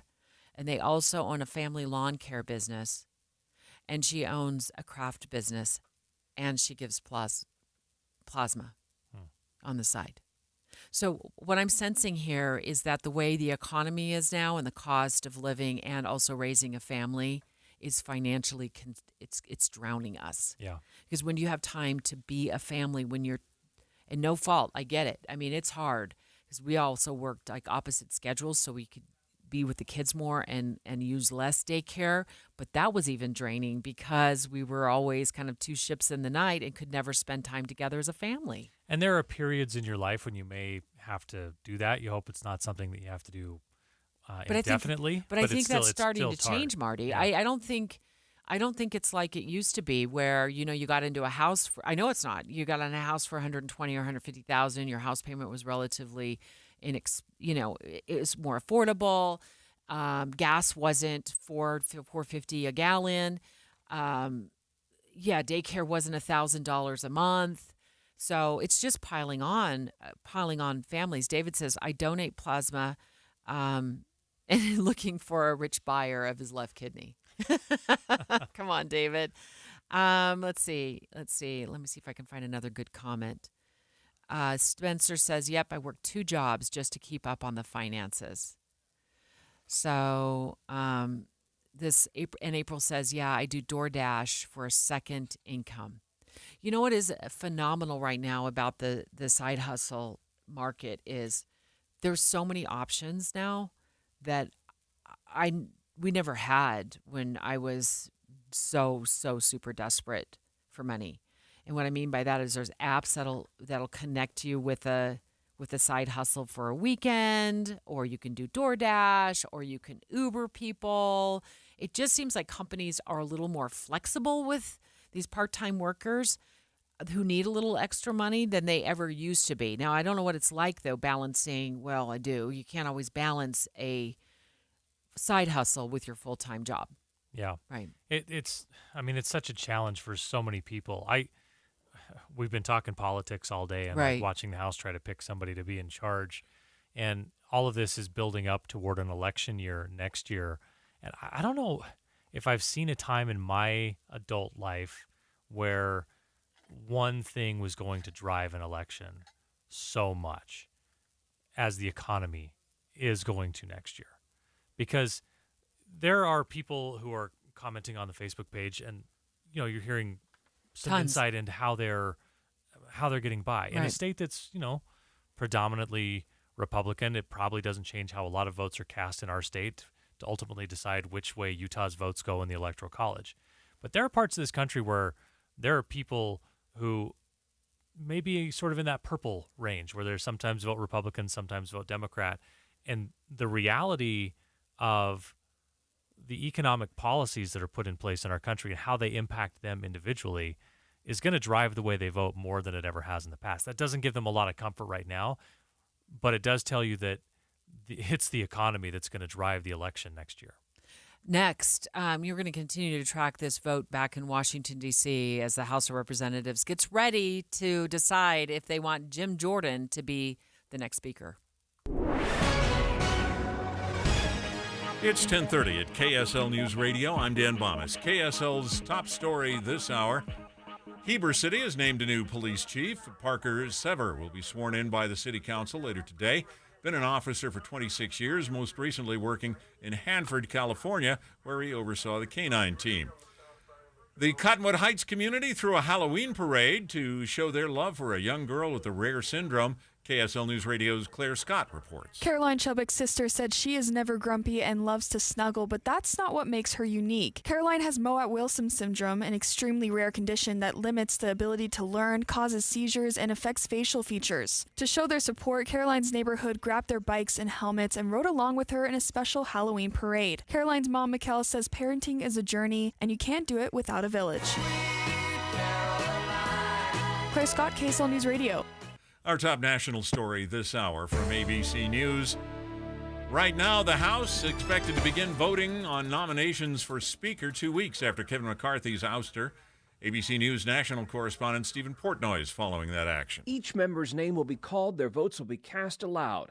If every Democrat votes for Hakeem Jeffries, Jim Jordan can only afford to lose 4 fellow Republicans. He has a significant following among conservatives nationally, but knowing he's not expected to win on the first ballot, the strategy of Jordan, an old college wrestling coach, seems to be to apply outside pressure on the holdouts. Your money at this moment, the Dow Jones average right now standing at 143 points in the green. The NASDAQ is up 31 points right now. And our KSL weather, we're looking toward a sunny week later on, but a few clouds in the meantime. That's next. KSL News Time, 10:32. Hi, Tim Hughes. We all know what it means to have a child in pain or with an injury looking to you for help. Please give right now to the KSL Giveathon at kslkids.com. At Common Spirit Holy Cross Hospitals, we're honored to carry the legacy of our namesake and to extend the legacy of care in our communities. We're part of 20 hospitals and 240 clinics across Colorado, Kansas, and Utah. Learn more at holycrossutah.org. With our roots in northern Utah, Common Spirit Holy Cross Hospitals have a legacy of caring to help every person be whole and healthy. We're part of 20 hospitals and 240 clinics across Colorado, Kansas, and Utah. Learn more at holycrossutah.org. Advertising used to be simple. Your options were radio, TV, newspaper, and let's not forget the yellow pages. Now it seems like a tidal wave of options. Podcast, cable TV, streaming, OTT, CTV, audio networks, smart speakers. On top of that, you need digital marketing for your website along with SEM, SEO, display, video, YouTube, email, and all the social media platforms. Look, you're the expert in your business. Wouldn't it be nice to have an expert to market you?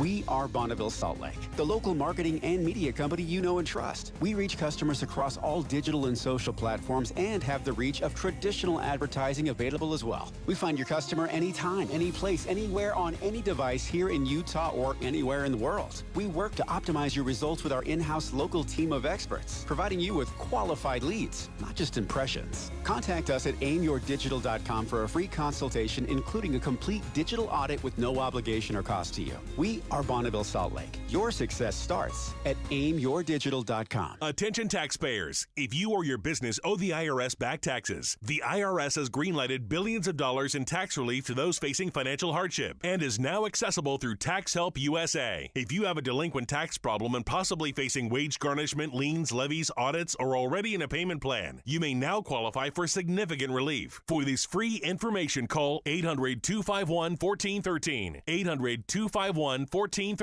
That's 800-251-1413. Traffic and weather together, brought to you by Granite Credit Union's new Dividend Plus checking account. Here's Heather Kelly. Traffic is flowing nicely all across the Wasatch Front. No accidents reported right now. And the earlier debris we had southbound I-15 near Point of the Mountain appears to have been picked up. So you shouldn't have too many issues getting to wherever it is you need to go. Imagine talented vocalists performing your favorite songs with the full power of the Utah Symphony. Get your tickets for the Pops Concert Series at utahsymphony.org. Heather Kelly in the KSL Traffic Center. KSL weather, look for 74 for a high today, a few clouds around. Then more clouds tomorrow with a high of 69, sunny and warmer Thursday and Friday. And right now, we're at 59 degrees and partly cloudy. I'm Dan Bomas, KSL News Radio, 102.7 FM, 1160 AM, and KSLNewsRadio.com, Utah's news, traffic, and weather station.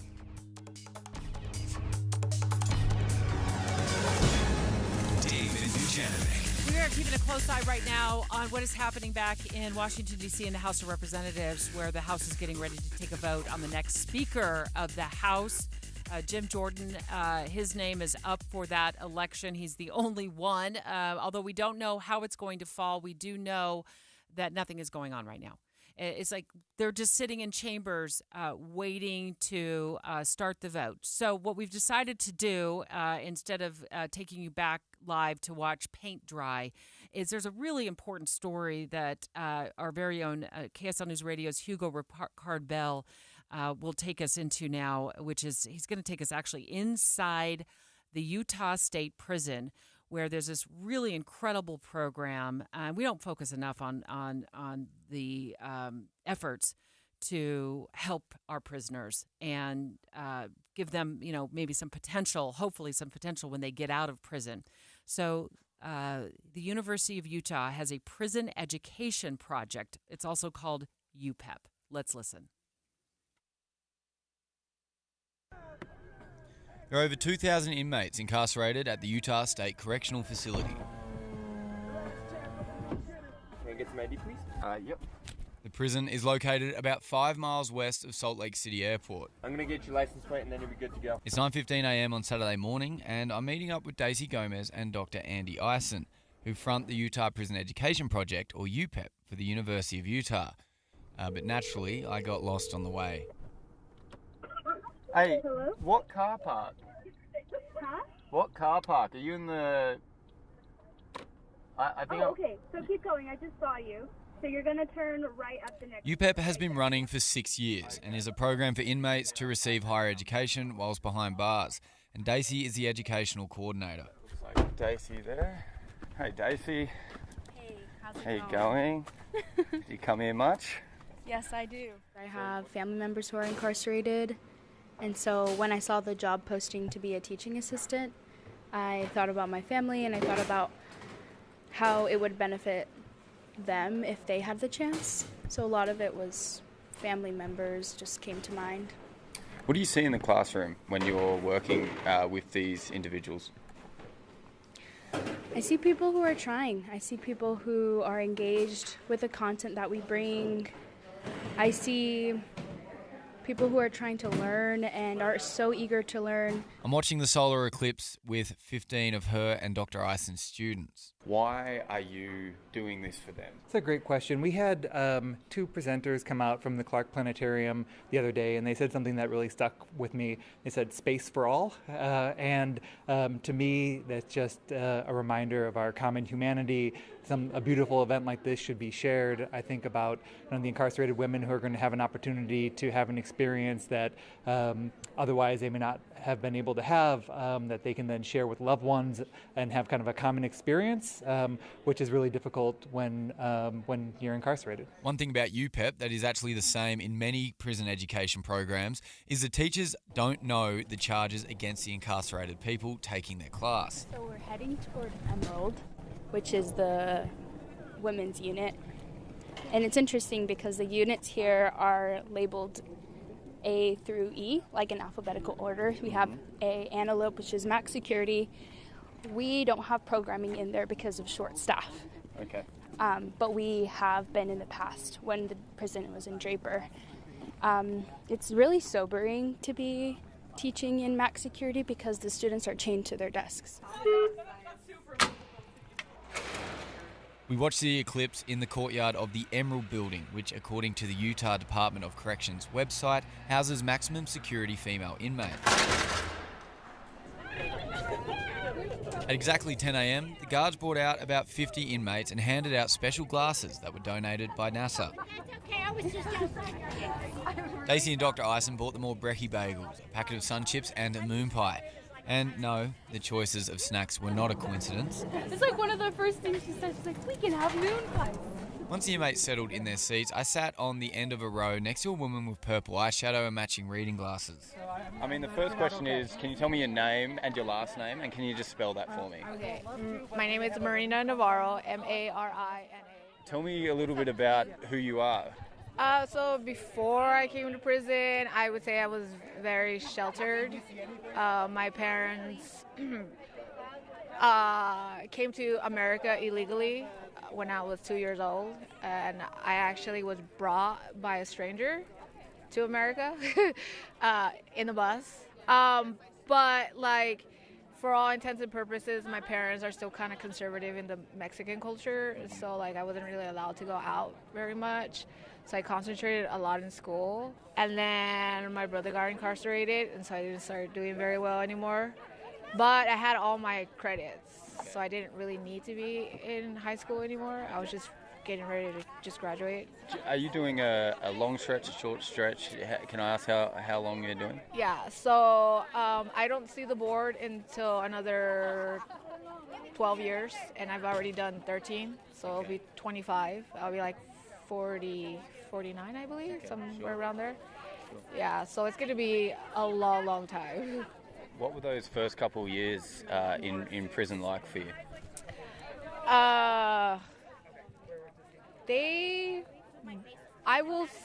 Honestly, I would say the first 10 years, but mainly the first couple of years were really hard. This was not an environment that I ever thought I would be in. So there were times that, like, for months, I couldn't sleep until like 3 in the morning, like just thinking over every single detail of my previous life and how, like, I could have changed something, but I didn't, What does a program like this give someone like you?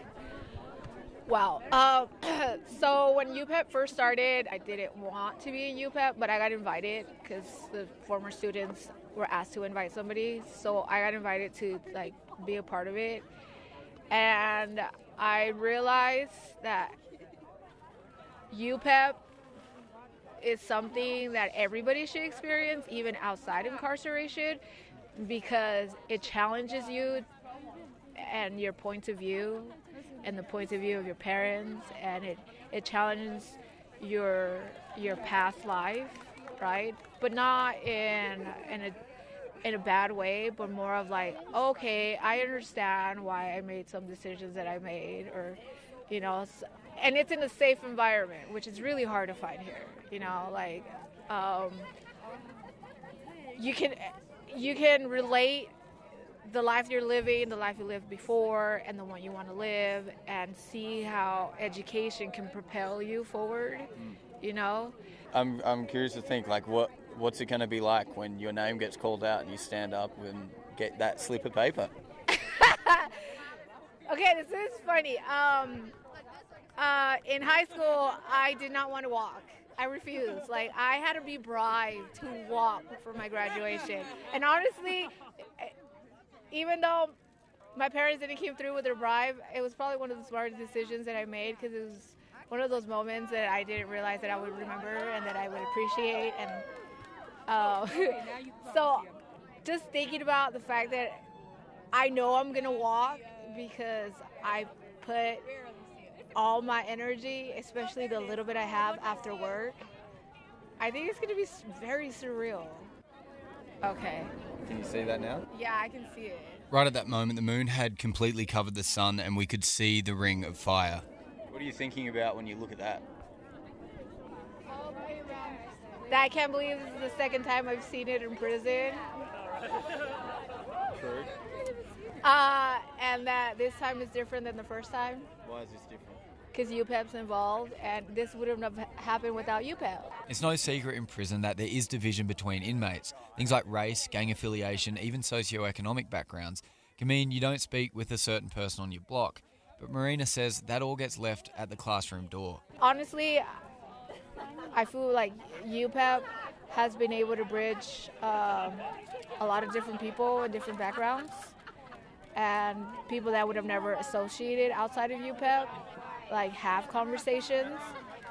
You find common ground, and you realize it's not just education where you find common ground, but education is open that door.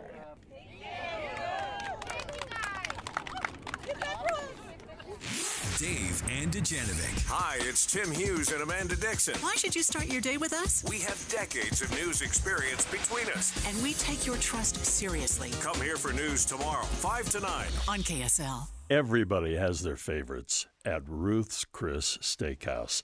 People who know me know it's the ribeye steak. It is prepared perfectly. They always say, okay, Mr. Wright, what's the temperature? And I say, I want medium. And it comes out perfectly cooked medium on a sizzling hot plate.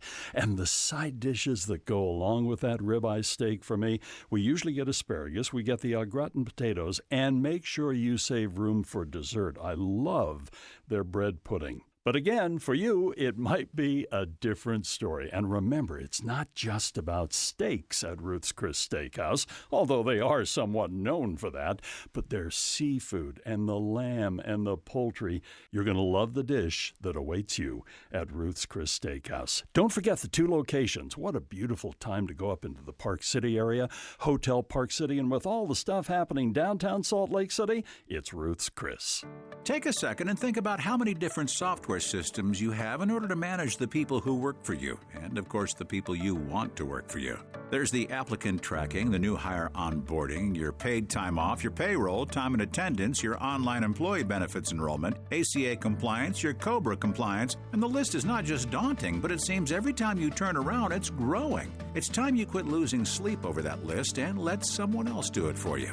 Magellan HCM has the technology and local service team to pull all those systems and services into one place, simplifying the process for everyone and significantly reducing the errors that will always occur when you're managing all those tasks in different systems. There is a better way. Magellan HCM. Text HCM to 57500 and set up a demo of their highly awarded technology and see for yourself what a difference Magellan can make for you and your company. Text HCM to 57500. If you have unfiled taxes or are in debt to the IRS, this is important news. The IRS just rolled out a new program to help struggling taxpayers more easily resolve their tax problems. It's called the Taxpayer Relief Initiative, and it opens up powerful new options for people looking to get back on the right track with the IRS. And no one knows this program like the professionals at Optima Tax Relief, America's most trusted tax resolution company. They've resolved over $1 billion in tax debt for their clients and have the expertise and experience to help you. One easy call to Optima can start the process, helping to put an end to your worries of wage garnishment, asset seizure, and other aggressive IRS actions. Make today the beginning of your fresh start with the IRS. Call the experts at Optima Tax Relief now for your free confidential consultation. Call 800-343-6460. 800-343-6460. 800-343-6460. Optima Tax Relief. Some restrictions apply. For complete details, please visit OptimaTaxRelief.com. Save $2,500 on a new furnace and air conditioner from Any Hour Services. For more information, call Any Hour Services or schedule a free estimate online at anyhourservices.com. Zero Res Carpet and Air Duct Cleaning is offering their Friends and Family special today only.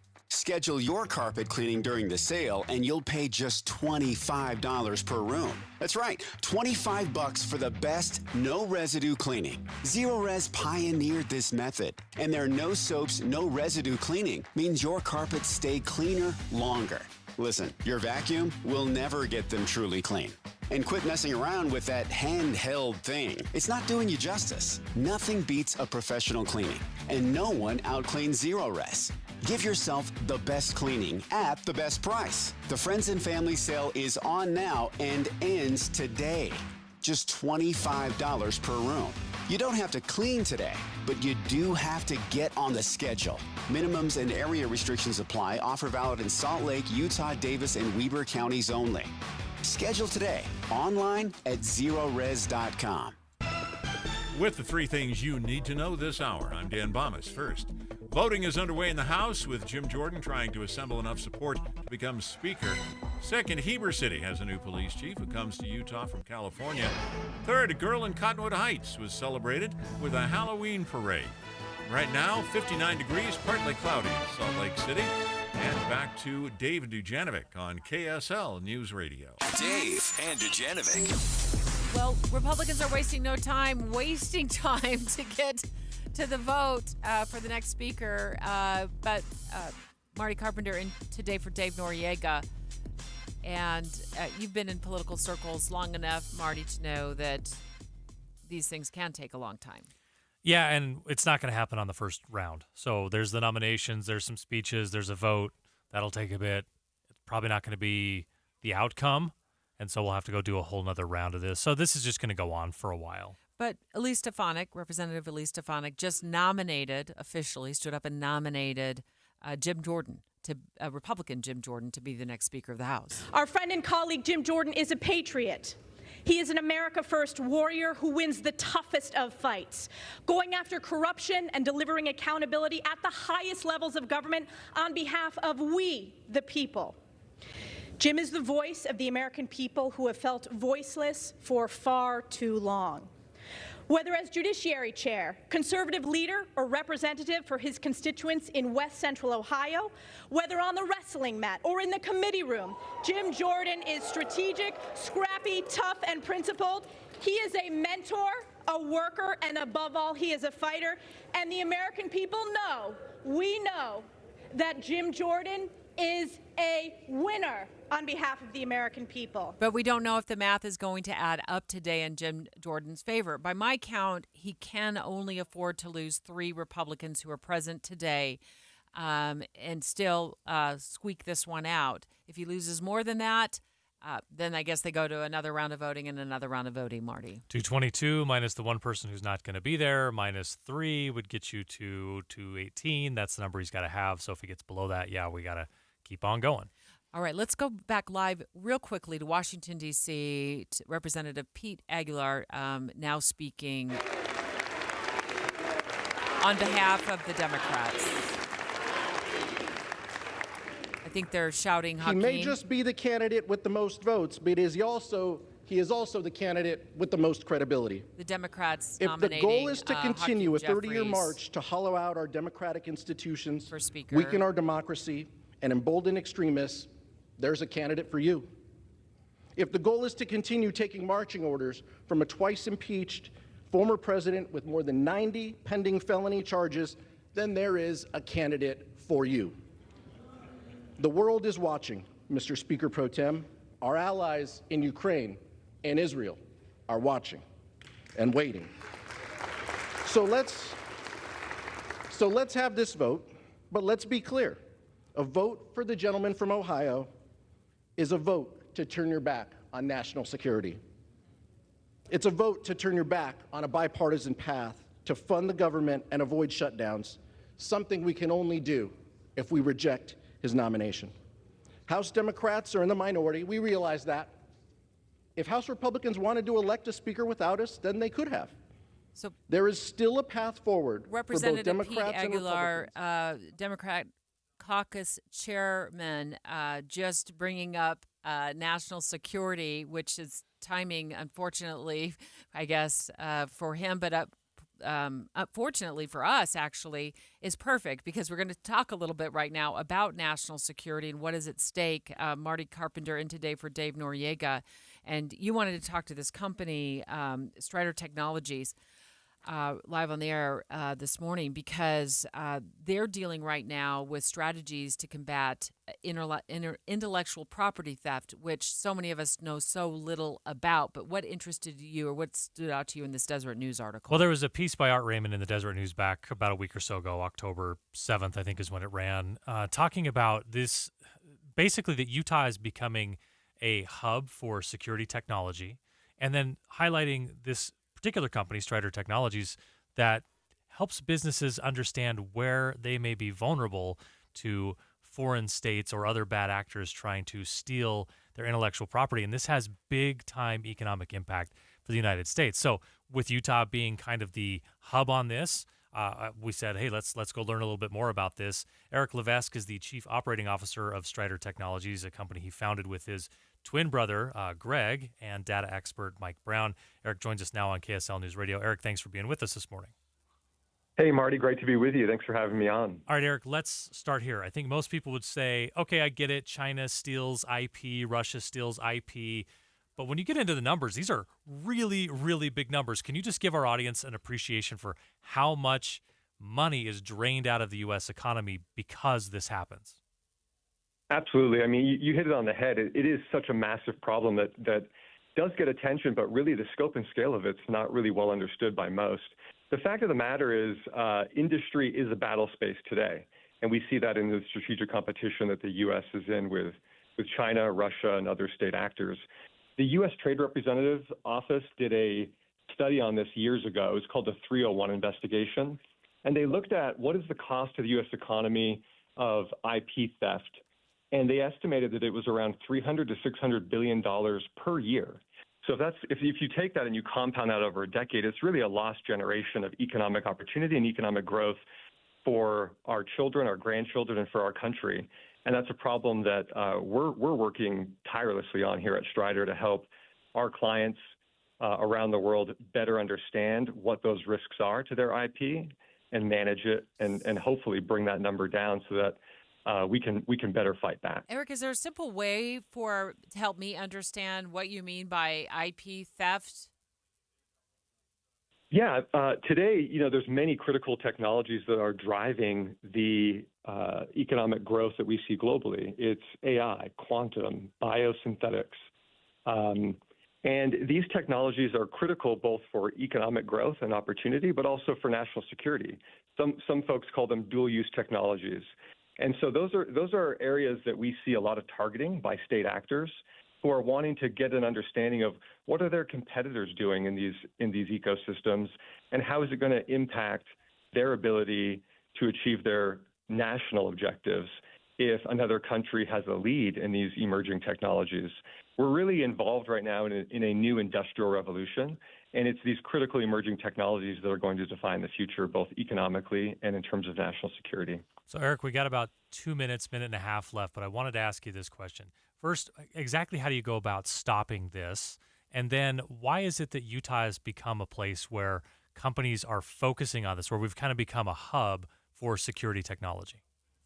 Yeah, definitely. So the way that we're approaching this is through what we call strategic intelligence. This is something that is predominantly used in government, but what Strider's doing is enabling this for industry as well. And that's really the process of collecting, analyzing, and sharing intelligence about these state actors and their operations.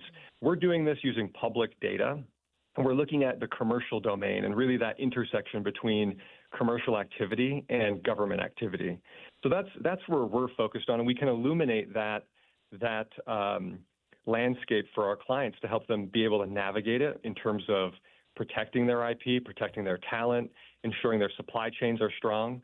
And that's been critical for our growth and for supporting this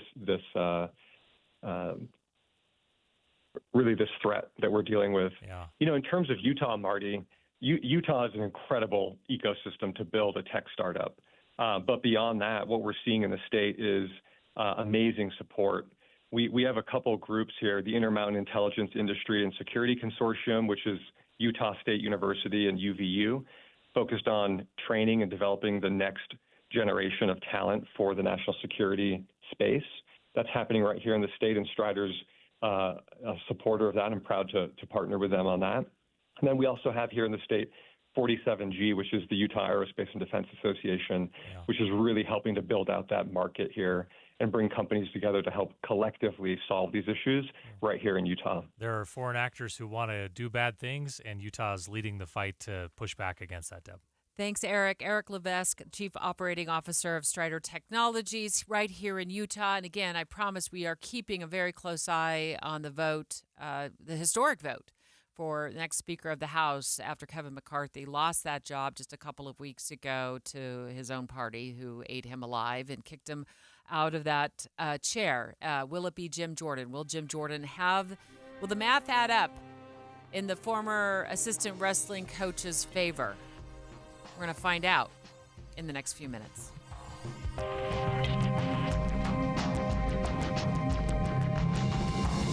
KSL FM Midvale. KSL Salt Lake City. Listen at home on any smart speaker. And in your car at 102.7 FM. This is KSL News Radio. Utah's news, traffic, and weather station. It's 11 o'clock at KSL News Radio. I'm Dan Bomas. KSL's top story this hour. Members of the House of Representatives are voting this afternoon to see who will be the next Speaker of the House. Jim Jordan might not have enough votes from his caucus to clinch the job. A few Republicans who didn't support Jordan when he ran against Steve Scalise, though, have changed their tune, including Nicole Malliotakis of New York. Jim Jordan is somebody I truly feel could bring everyone together, from the moderates, like me, to the ultra-conservatives. And if he doesn't win on the first round, there could be subsequent rounds of voting today. October is the deadliest month for auto pedestrian accidents in Utah, and there were two of them just last evening. One happened near Geneva Road in 400 South in Utah County. It shut down the road for hours and resulted in a fatality. In Cottonwood Heights, a 12-year-old boy was hit at 2200 East and Fort Union Boulevard. This car, for whatever reason, just didn't yield and struck him in the crosswalk. That's Cottonwood Heights Police Sergeant Gary Young, the driver being investigated for DUI. Your money at this moment, the Dow Jones average right now up just 49 points on the day, had been up a little more earlier. The NASDAQ is down a mere 6 points right now. And our KSL weather. We are seeing a few clouds move through today and tomorrow, and then things will clear right up. KSL News Time, 11:01. Hi, this is Amanda Dixon. No matter what traffic you're facing, children at Primary Children's Hospital face so much more. The KSL Giveathon has begun. Please give now at kslkids.com. When it comes to making plans, you are the best. What about those round trips that you plan in advance, which are perfect on your way there and perfect on your way back?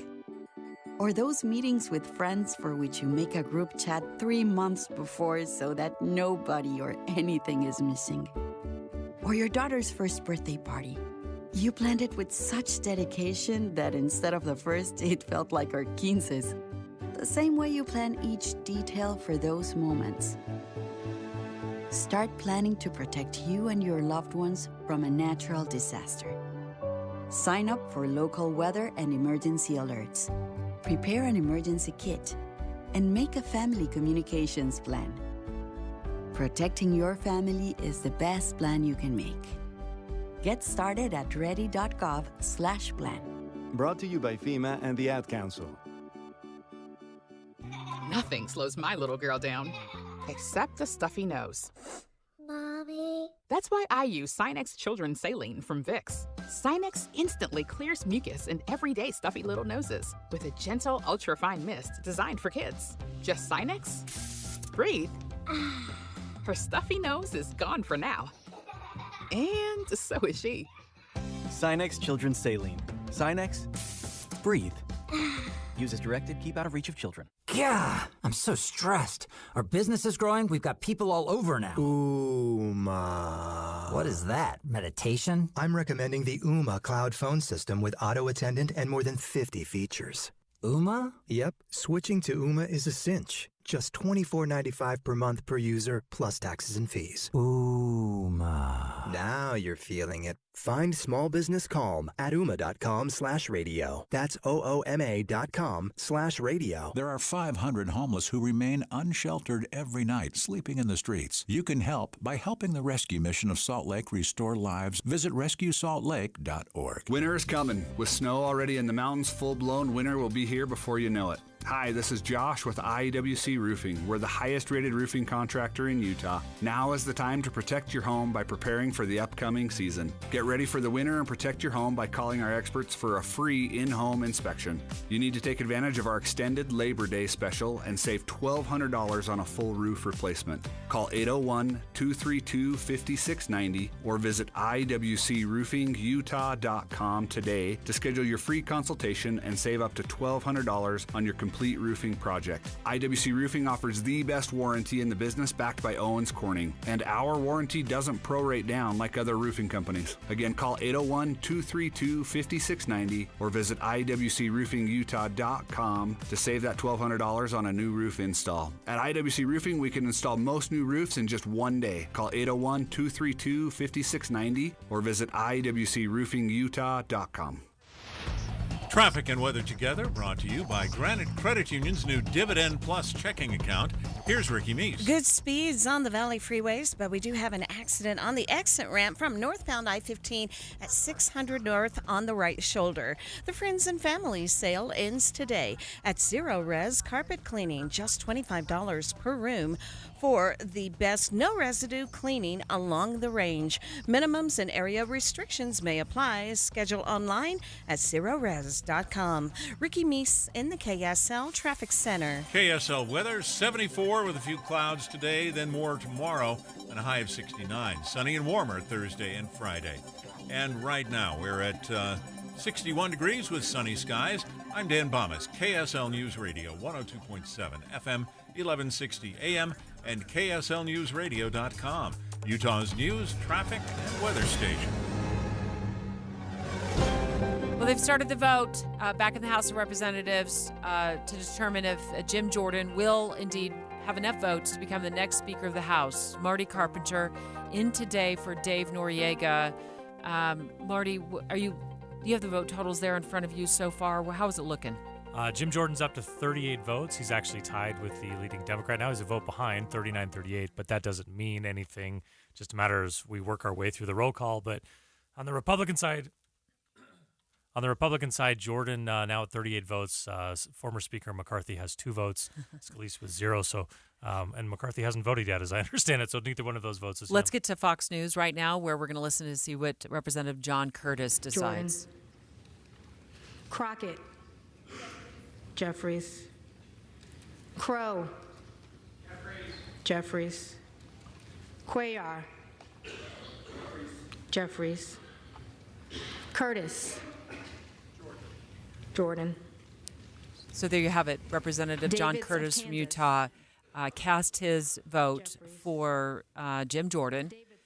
And it does appear that Jim Jordan is amassing a good number of votes right now, but he needs to get to, what do we finally decide? 218, I guess, if there's someone absent, 217. But. Okay, and I think there's going to be one of his strongest supporters going to be absent He's today. going to need to get to 218 either way. He's going to need to get to 218. So right now, Jim Jordan is at 43 votes.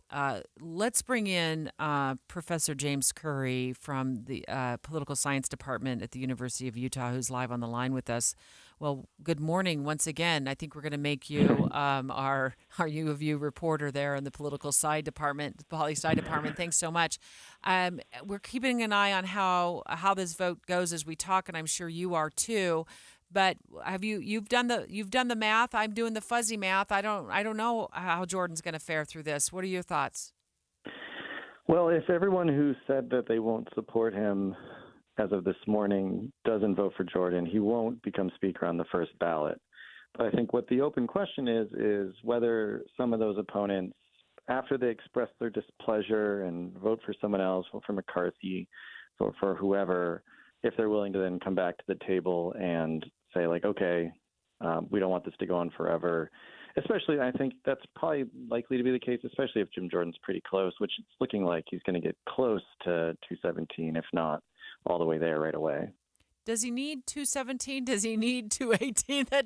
It matters so much today. Yeah, because of absences, 217 should be sufficient. Okay. James Curry he's assistant professor of political science up at the University of Utah. I have Marty Carpenter in the house today. He was once the communications director for Governor Gary Herbert. He's also been involved in a few political campaigns, Professor. So I know he's got a load of questions to ask you as well. One of the things we've talked about, Professor, is as you're trying to pick off these votes, if you're Jim Jordan and you're trying to add to your vote total, that you can go get votes who will help you get other votes. And then you build toward you build some momentum there. You put the pressure on the people who are the lone holdouts. So even though you look at it initially and say, well, he needs to go get this many votes that he doesn't have, he doesn't necessarily have to go get those one at a time. I just wonder if you'd give us your insight on to whether or not I'm seeing that the right way. No, that's right. What we'll see is, I think what you're likely to see is this first vote will go through. You'll have maybe somewhere between 8 and a dozen Republicans who vote for someone other than Jim Jordan, and that'll keep him from getting to the number he needs. And then, in all likelihood, they recess and they talk. And Jordan tries to figure out, what do these members need and what are the different groups? Like, is there a group of 4 or 5 that are looking for something specific or want some specific reassurance? And if Jordan can give them that reassurance, and now they're willing to vote for him. Or is there another group that just wanted to express displeasure, and now they're willing to, even if they're not willing to vote for Jordan, they're willing to now vote present, which lowers the number you need to actually become speaker and allows them to be over the top. Yeah, that's right. You don't have to win every single person over individually. You just need them to go along, and how they express their displeasure can tell you what the groupings are after the fact. So help me out with the math at where we currently stand right now as we watch the tally happen. Jim Jordan has now 61 votes. Steve Scalise scores 1 vote, and Kevin McCarthy scores 2. All of those are Republican votes. How does that math look as you look into the crystal ball? Yeah, that means that it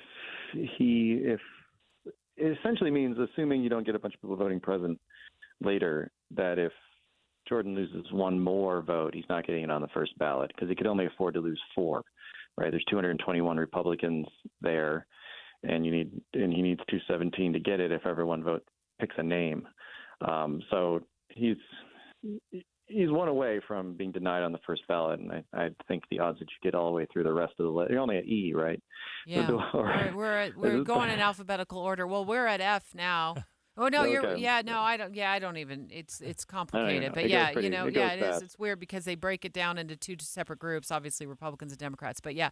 I mean, I'm looking at it, and it's like they're not even halfway through, and he's already lost 3 votes. But I guess maybe those are the 3 who are absolutely still in McCarthy's camp and Scalise's camp.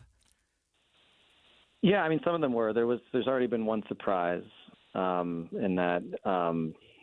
Was it Lori Chavez DeRemer was not a known Jordan opponent. She hadn't been very vocal in her opposition, and she voted for McCarthy. So, which means there could be a larger subset that want to continue to vote for McCarthy or vote for Scalise on that initial vote. I mean, the reason why I feel pretty confident that Jordan's going to get there by the end of the day, or at least by the end of this battle on the floor, is that the moderate and centrist Republicans are not the ones who are happy to blow things up just to get their way. That's usually been the more hardcore conservative wing of the Republican Party is willing to do that. In fact, all these centrists and moderates are on the record saying that we shouldn't be doing this. We should be coming to agreements and picking leaders and advancing bills and compromising to get things done. So it kind of is hard for them to then now be like, no, absolutely not. I will not support Jim Jordan. I'd rather the House continue to be in chaos.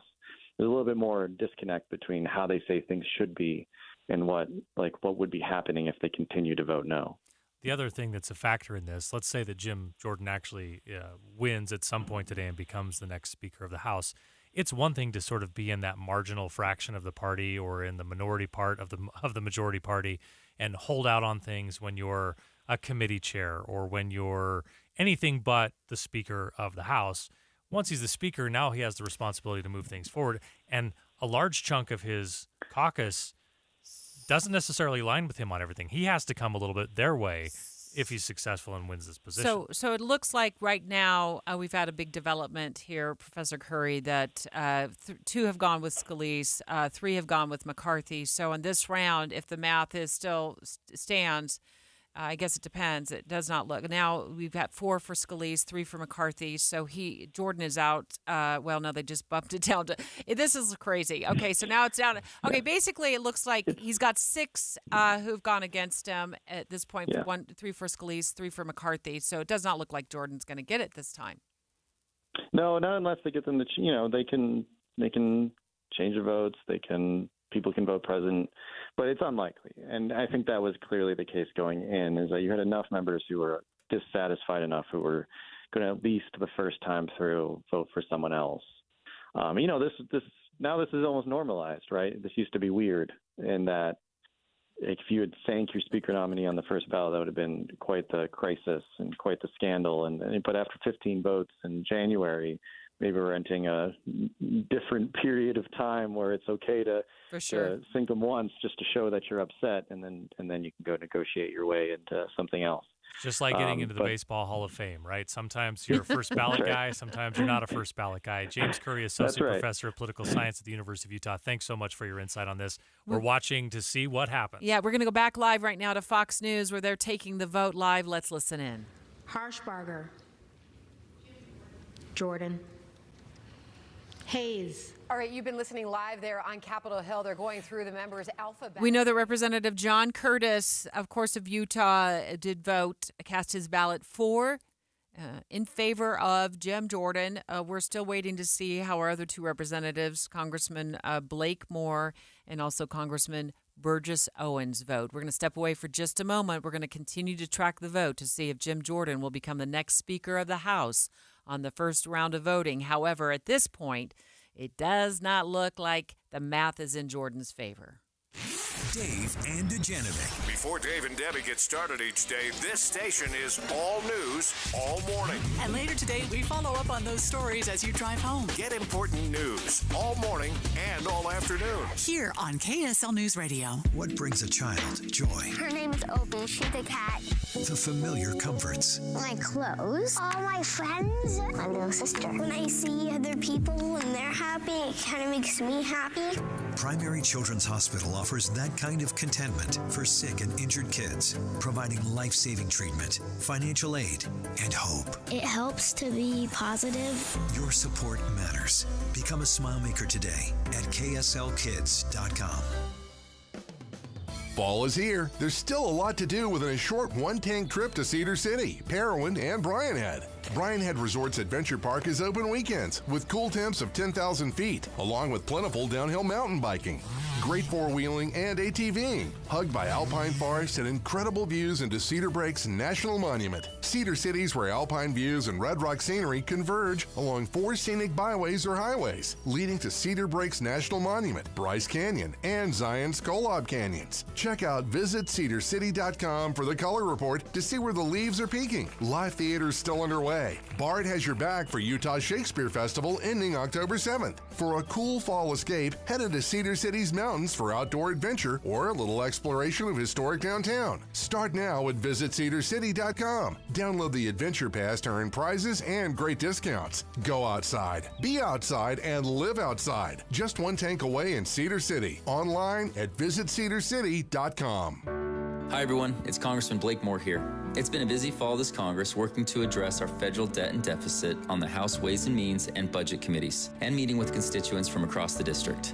My team and I have advanced legislation to balance our federal budget in 10 years, secure the border, support our airmen and women at Hill Air Force Base, counter China, and lower healthcare costs by increasing price transparency. I'm looking forward to sharing federal funding updates and more during my upcoming interactive telephone town hall. Please join me on Wednesday, October 18th at 1:30 p.m. for a teletown hall where I will take your questions and engage on topics that matter most to Utahns. Tune in on Wednesday, October 18th at 1:30 p.m. by dialing 833-305-1678. That's 833-305-1678. Learn more on my website at blakemore.house.gov.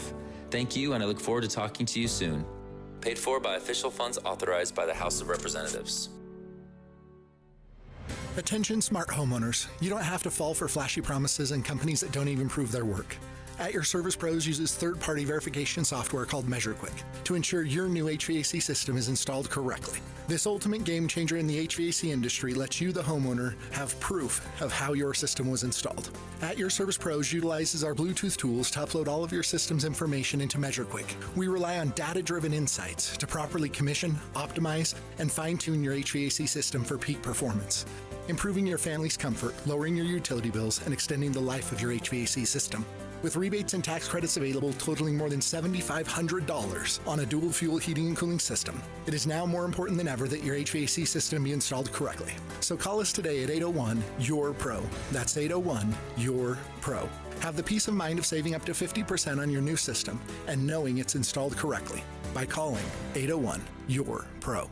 There's never been a better time to test drive that Hyundai you've always wanted. It's your journey. Own every mile in a brand new Hyundai. Visit buyhyundai.com or see your Utah Hyundai dealer today. When I first started my soda weight loss journey, I have to tell you, I was a little stressed. Making that kind of commitment and doing it publicly is a big risk. I was a little bit worried. But I'm telling you, from the moment I started with soda weight loss, SOTA stands for state-of-the-art weight loss, I knew I wasn't alone. I had a coach. I had weekly connection. I could call or text anytime to make sure I was staying on path. The 37 pounds just dropped in the first 90 days, and here I am almost 2 years down the road, and I'm still 37 pounds down. I feel great. I have more energy, and there's nothing to be afraid of because you don't do it alone when it comes to soda. You have that coach and nutritionist. You really attack everything, all points of the compass, emotional eating, your habits, your behaviors. How do you get food as fuel to really change the game in your life? So check it out at Soda Weight Loss. As I always say, when it comes to your soda weight loss journey, there's no time to lose, only time to win. So check it out at sodaweightloss.com, SOTA weightloss.com. With the 3 things you need to know this hour, I'm Dan Bomas. First, the House is voting right now on Jim Jordan's bid to become Speaker. He may not have enough support lined up to win the job on the first ballot. Second, Utah has suffered a rash of auto pedestrian accidents in October. And third, your Halloween candy is going to cost you more this year. Right now, sunny and 61 degrees in Salt Lake City. Back to Dave and Dujanovic on KSL News Radio. Okay, we pretty much have figured out that the math is just not going to work for Jim Jordan. He is, of course, supposed to be the front runner here for next Speaker of the House, but the Republicans have just not mended their fractured arm. And in fairness, he is the front runner. He's got 107 votes. The other two Republicans, 4 each. Yeah, I'm seeing 108 votes now. You're right. But you got Scalise and McCarthy. McCarthy was ousted as Speaker of the House a couple of weeks ago. He has 5 votes. Steve Scalise, who I thought was going to be the next speaker, he had secured the nomination after McCarthy's ousting, but he came out last week. He's like, I'm out. I can't deal with you folks. You can't figure out what your agendas are. There's too many different agendas. It's not the game I want to be in. And so I'm not going to play.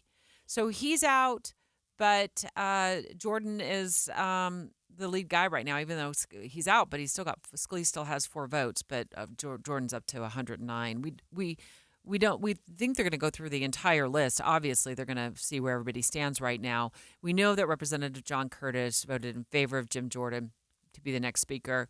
He'd already told the Deseret News, our colleagues there, that he was going to vote for Jordan, so that was really no surprise.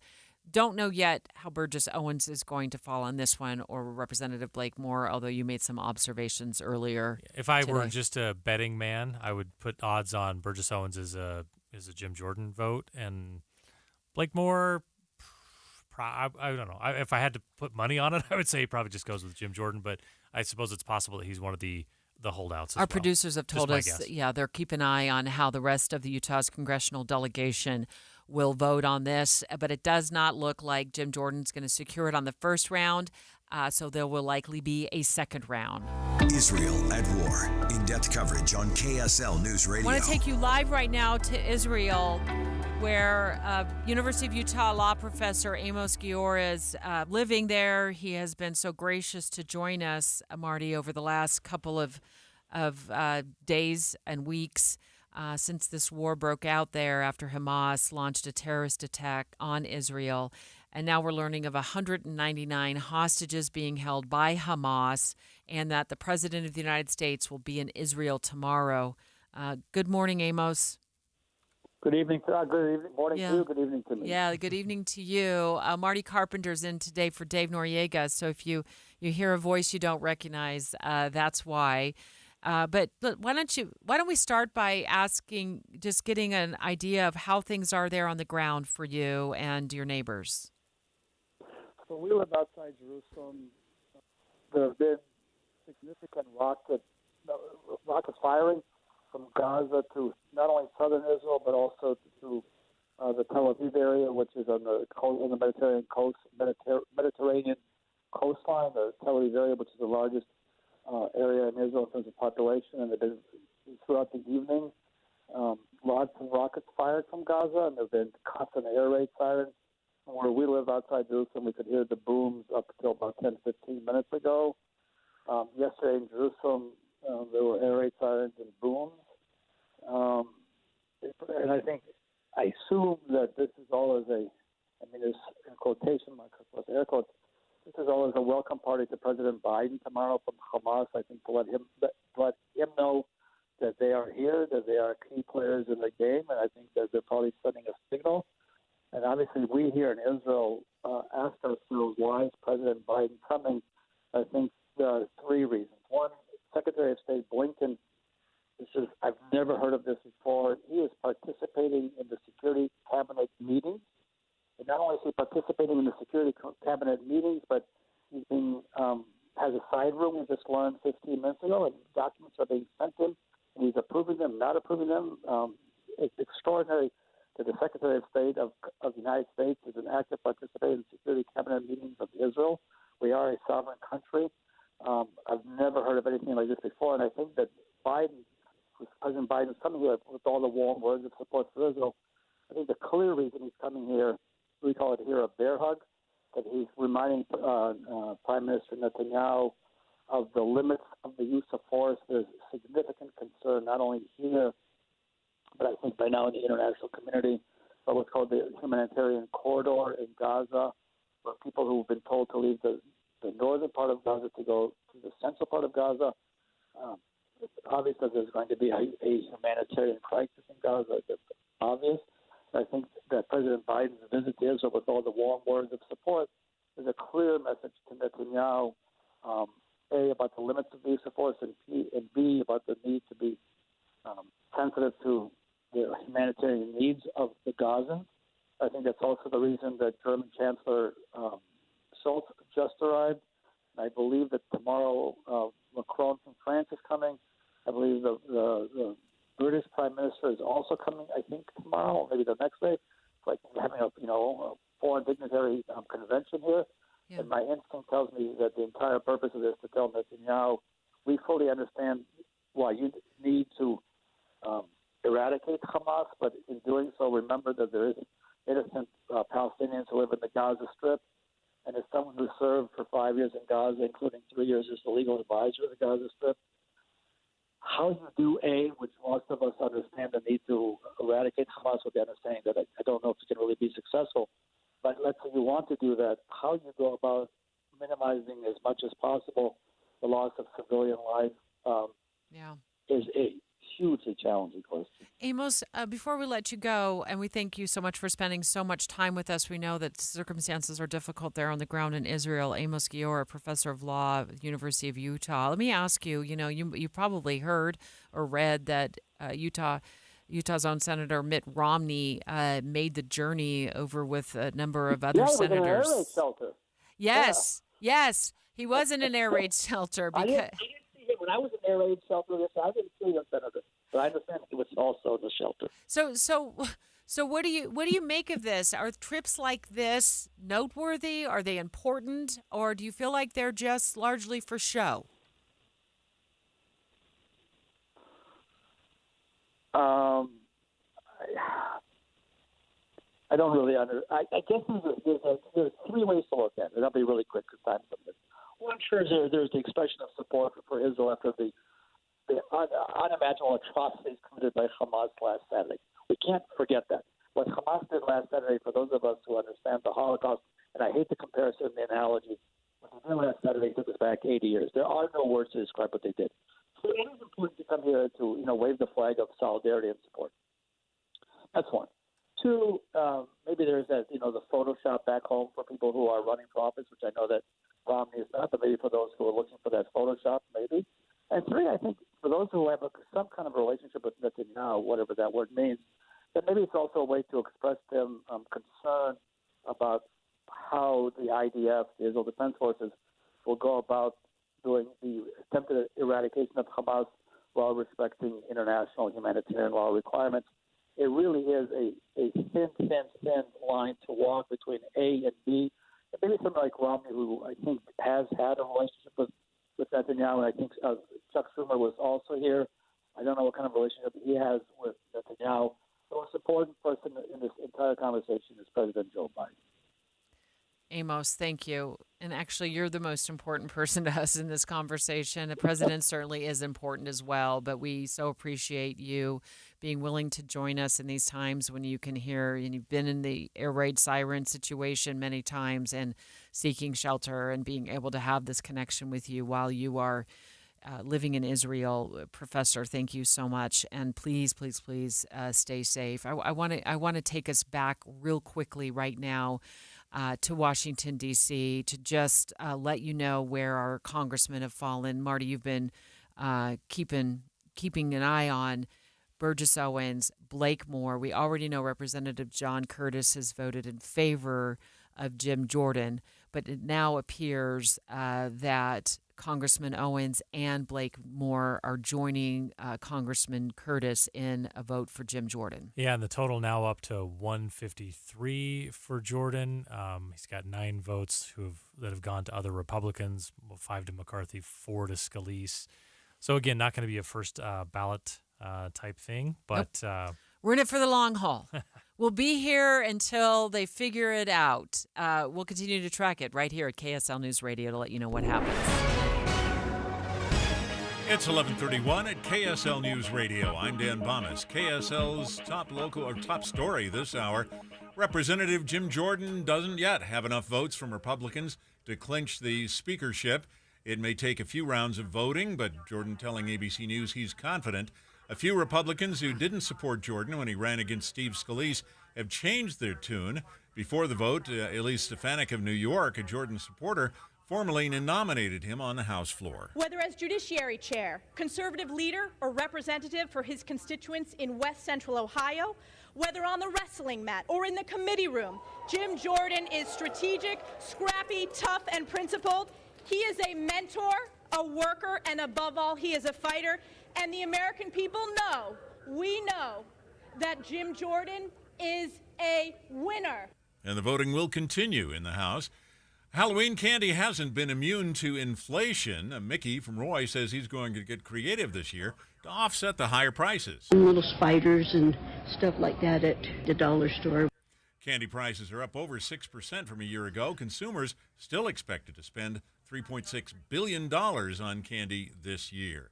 Your money at this moment, the Dow Jones average has now slipped into negative territory, down just about 8 points right now. The NASDAQ is down 29 points.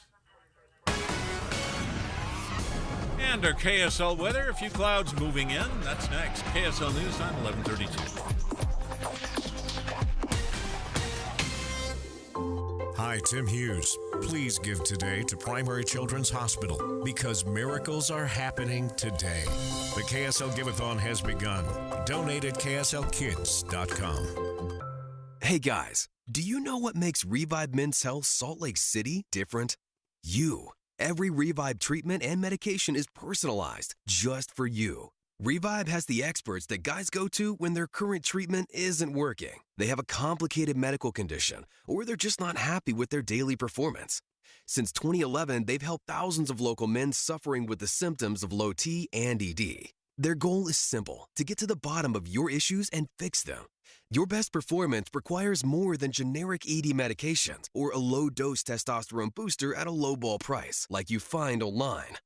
Revive medications are custom compounded, affordable, and guaranteed to resolve your issues. Stop dealing with the symptoms of low T or ED. Book your T-check and exam today. Call 801-263-7777. That's 801-263-7777. Or visit us at revivemenshealth.com. Hey, this is Hans Olsen. There's a reason that more Utahns, including myself, are members of America First Credit Union. It's because we love being a part of a winning team. I opened my first business account with America First Credit Union going back 13 years ago. I've opened 4 accounts for each one of my children. I opened up my last business account with America First Credit Union because I know they're going to treat me and my family fairly. It's no wonder that Forbes magazine named America First to their 2023 Utah Best in State Credit Unions and their 2023 Utah Best in State Employers list. The only credit union in Utah to receive both awards. If you've got financial questions and needs, America First Credit Union has the answers. So come join me and thousands of others at Forbes Magazine's 2023 Utah Best in State Credit Union and Employer. Visit americafirst.com or stop by your local branch. It's great to be on the winning team. Federally insured by NCUA. I think we're lost again. Wait, what does that sign over there say? Caution wildlife crossing? No, next to it. If you're 60 or older, you may be at increased risk of serious consequences from RSV, respiratory syncytial virus, compared to adults younger than 60. Ouch, I didn't know that. Not all dangers come with warning labels. Talk to your pharmacist or doctor about getting vaccinated against RSV today. RSV vaccines, including Pfizer's, are available. Learn more at bewareofrsv.com. Brought to you by Pfizer. Get ready, Utah! It's Medicare annual enrollment period, so why not make enrolling easier with United Healthcare? Whether you choose our online tools or over-the-phone support, United Healthcare will help you compare options so you can choose a plan with confidence. This is Medicare made for Utah, trusted everywhere. Explore our wide range of plans by calling United Healthcare today at 1-855-MEET-UHC. That's 1-855-MEET-UHC. Annual enrollment begins October 15th and ends December 7th, so call today. Getting help with plumbing repairs is easier than you think. All you have to do is call Any Hour Services or schedule an appointment at anyhourservices.com. No one helps more homeowners than Any Hour Services. Go to KSLkids.com and donate to the KSL Give-a-thon. We need your help raising money for sick Utah kids receiving treatment at Primary Children's Hospital. Be a smile maker. An automatic gift each month helps save the lives of children all year long. Sponsored by J&J Garden Center in Layton. A big thanks to other generous sponsors, including Big Canyon Homes and Sugar House Industries, for their amazing support of the kids at Primary Children's. With the KSL Give-a-thon, we can't do it without you. Please give. Traffic and weather together, brought to you by Granite Credit Union's new Dividend Plus checking account. Here's Ricky Meese. All clear. We're back to a crash-free commute, and we're also seeing a delay-free drive on all of your Valley freeways. With over 30-plus specialties and multiple locations across Utah, Revere has you covered for all your health needs. Revere Health, your partner in health, your partner for life. Online at reverehealth.com. Ricky Meese in the KSL Traffic Center. KSL weather, today's high 74, a few clouds, then more clouds tomorrow and a high of 69. Sunny and warmer Thursday and Friday. And right now we're 63 degrees with sunny skies. I'm Dan Bomas, KSL News Radio, 102.7 FM, 1160 AM, and KSLNewsRadio.com, Utah's news, traffic, and weather station. Dave and Dujanovic. As always, we have a close eye on any developments happening anywhere at any time, but we are specifically watching right now the vote as it happens back in D.C. for the Speaker of the House. And major news networks reporting right now that Jim Jordan does not appear to have the votes for at least in the first round, Marty, to become Speaker of the House. So it looks like there's going to be a second round, which we've become used to after McCarthy's situation where he went 15 rounds. Marty Carpenter in today for Dave Noriega. Second round, just a warm-up, really. I mean, we went so many rounds with McCarthy. The Democrats now up to 205. They won't exceed 213, if I've got my math right. So at some point, we'll start to see the Jordan number probably go up. You've probably seen the 11 votes that are going to be Republican votes that are not Jordan votes, but we'll keep an eye on it. He's got some work to do.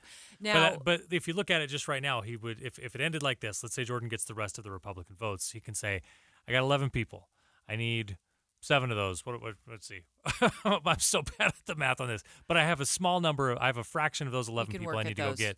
Those are the people we're going to go talk to until we wear them down. But the vote is still happening. We will continue to watch it. I want to turn the conversation over now to very, very important event, and it has to do with a fundraiser, Utah Firefighter Chili Cook-Off this weekend at America First Field in Sandy at 92nd South and State. It is for a wonderful cause where it helps send burned survivors, people who have been burned in like horrific events, to camp, and so they can be emotionally supported by people who are kind of going through the same thing as they were going through. Let's start with Rob Marriott, a firefighter with the Unified Fire Authority. We also want to talk to Abe Kofer. Did I say that right? Yes. You told me how to say your name. 13 years old.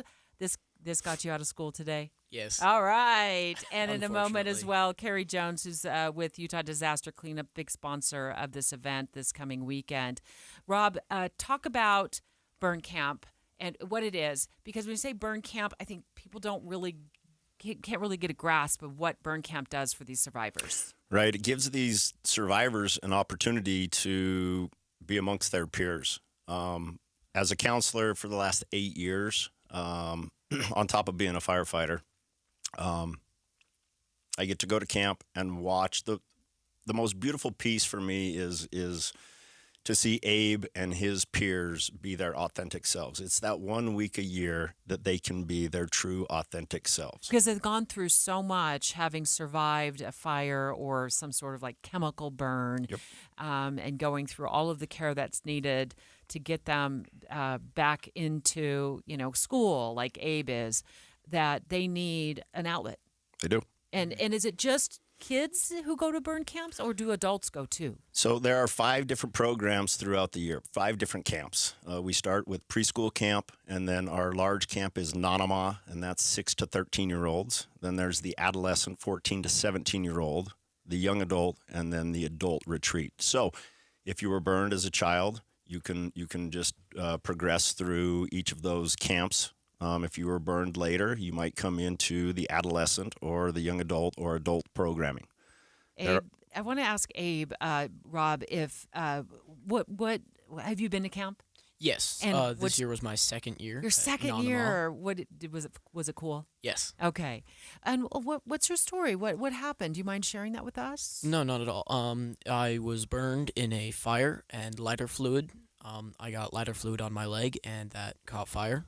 I got burned over about 50% of my right leg, the inside half, and I spent almost 2 weeks in the ICU and recovered really well and have enjoyed my time at Nanama and in the real world. And just tell us about, it's horrific to go through something like that. Yes. But to come out on the other end and then be able to turn that into helping other people who've gone through something similar, how rewarding is that for you to be able to say, I went through this tough thing, but boy, I can be of help? It's extremely rewarding to see, especially my own progression, but to be able to see other people's progression through their trauma and their progression in their lives. Yeah. Carrie Jones with Utah Disaster Cleanup.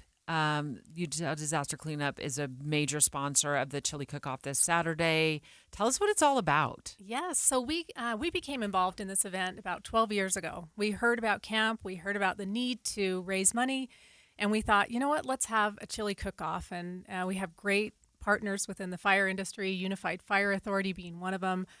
Salt Lake Fire was part of it. There were a lot of the agencies that were there. 12 years ago, we were at Gateway, and it was small. And every year, it just gets a little bit bigger. And we love this event. We love giving back to the community. We love being with the first responders. There's an energy about this event. It's like nothing you've ever felt before. They're competitive and they're feisty and they're fun. I bet they're competitive. I'm wondering which one has the best chili, but I get to be a judge on Saturday, so I'm so excited to be there. All the chili. So what is it? People can come out and buy a ticket to get in, and then the money goes to Burn Camp, and they get to test different chilies? How does that work? So the way it works is the event is free to get in. Anyone can come to the event and enjoy, they can see Air Med landing, they can see the performance by the Emerald Society. But if you want to eat chili, you're going to buy tickets. And the tickets are $2 per sample. And it's a nice size. It's a half a cup. It's a 4-ounce sample. So you can taste all the chilies, or you can take some to go. We have 16-ounce to-go containers for $6. So, come on out, buy as many tickets as you want. We say, for a family of, 4 little kids, plan on spending about $50. And the money goes to support 100% Burn Camp from 11 o'clock till 3 o'clock this morning. This Saturday morning, it starts at 11 a.m. at America First Field, which is, of course, where Real plays our soccer games. Rob, I want to leave this with you. And you contacted me weeks ago and said, hey, can we be on the show? This is such an important cause. That we do for the members of our community to raise money so they can go to Burn Camp. What would you want us to take away from what you know about Burn Camp and what it does for the victims? Let's try and summarize this for you. As a firefighter, often we're called heroes. But when I go to camp, I'm surrounded by these incredible humans from 5, 12, 18 years old. And they give me so much strength, so much courage to watch their grit, their determination, their resilience. I need someone to look up to as a firefighter. And Abe and all of the survivors that I encounter, that I have relationships with, those are who I look up to. They're my heroes. Come out and support this event. It's really important for us. On Saturday morning at 11 a.m. Dave and Dujanovic. Hey, stay right here for more of Dave and Dujanovic. And tomorrow morning, come back here for news, traffic updates, and reliable weather. Join us to have a listen. Tim and Amanda. Your morning companions for news. Football and camping has Bish's RV fired up for fall, and we're ready to tailgate our tails off during the Bish's RV Ultimate Tailgating Sale. October 19th through the 21st, we're hosting the biggest tailgating sale ever, just in time for homecoming. We're bringing you all the fall clearance RV deals, like blowout pricing on all remaining new 2023s, payments starting as low as $140 per month on approved credits, and no payments until 2024 OAC. Go to bishes.com/homecoming to start shopping today. We've also got America's favorite floor plan, the Go Play 26 BHS travel trailer, on sale for only $24,995. But here's where things get really big. Come kick it with Chase Roberts and his teammates, October 19th from 6 p.m. till 8 p.m. for autographs, giveaways, and free food and family fun. Get fired up for homecoming at the Ultimate Tailgating Sale, October 19th through the 21st at Bish's RV in American Fork, previously Stewart's RV, where memories begin. SDK number R73124, MSRP $38,356. Subject to prior sale. Payments based on 10% down, 9.24% APR for 180 months. Not all buyers will qualify. See dealer for details. Hey, BYU football fans, come see KSL's own Matt Boamonte this Friday, October 20th at Macy's Grocery Store in Provo, 1400 North State Street from 4 to 7 p.m. Fun, prizes, and chances to win tickets to the BYU Texas Tech football game or a $50 Macy's gift card. You'll have multiple chances to win every hour. And during the broadcast, be sure to visit the Macy's Meat Department and pick up some of their easy meals. They're all cut, seasoned, and prepared for you. Just put them on the grill or in the oven, and you have dinner in a snap. Those meals are perfect for dinner or any tailgate party. So celebrate the football season and join KSL's own Matt Boamonte this Friday, October 20th at Macy's Tailgate in Provo from 4 to 7 p.m. Food, activities for the family, and enter to win tickets to the BYU Texas Tech football game or a $50 Macy's gift card. Macy's. Happy shopping!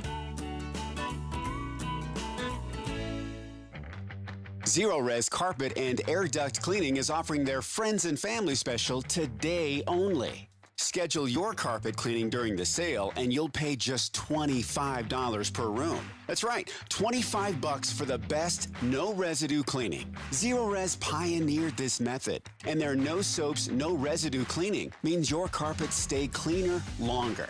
Listen, your vacuum will never get them truly clean.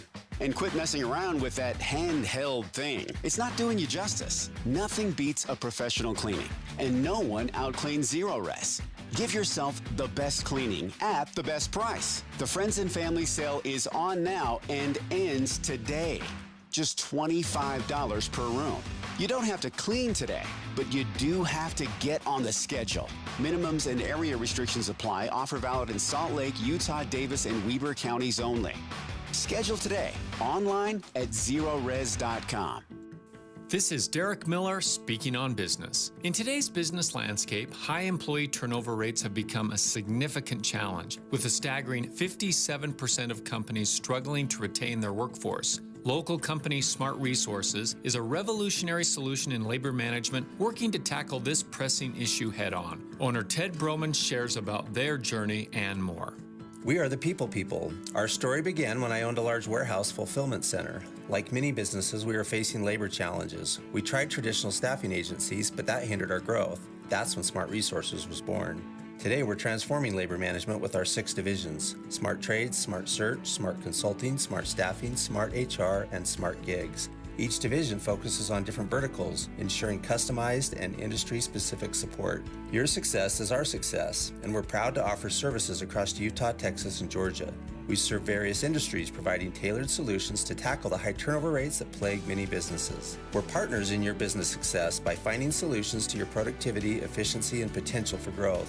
Trust Smart Resources to redefine your labor management. Reach out to us today and let us be a part of your transformative journey. Smart Resources, where labor management meets innovation. Smart Resources is rewriting the rules of labor management, turning it into a strategic advantage for your business. For more information, visit the Smart Resources website.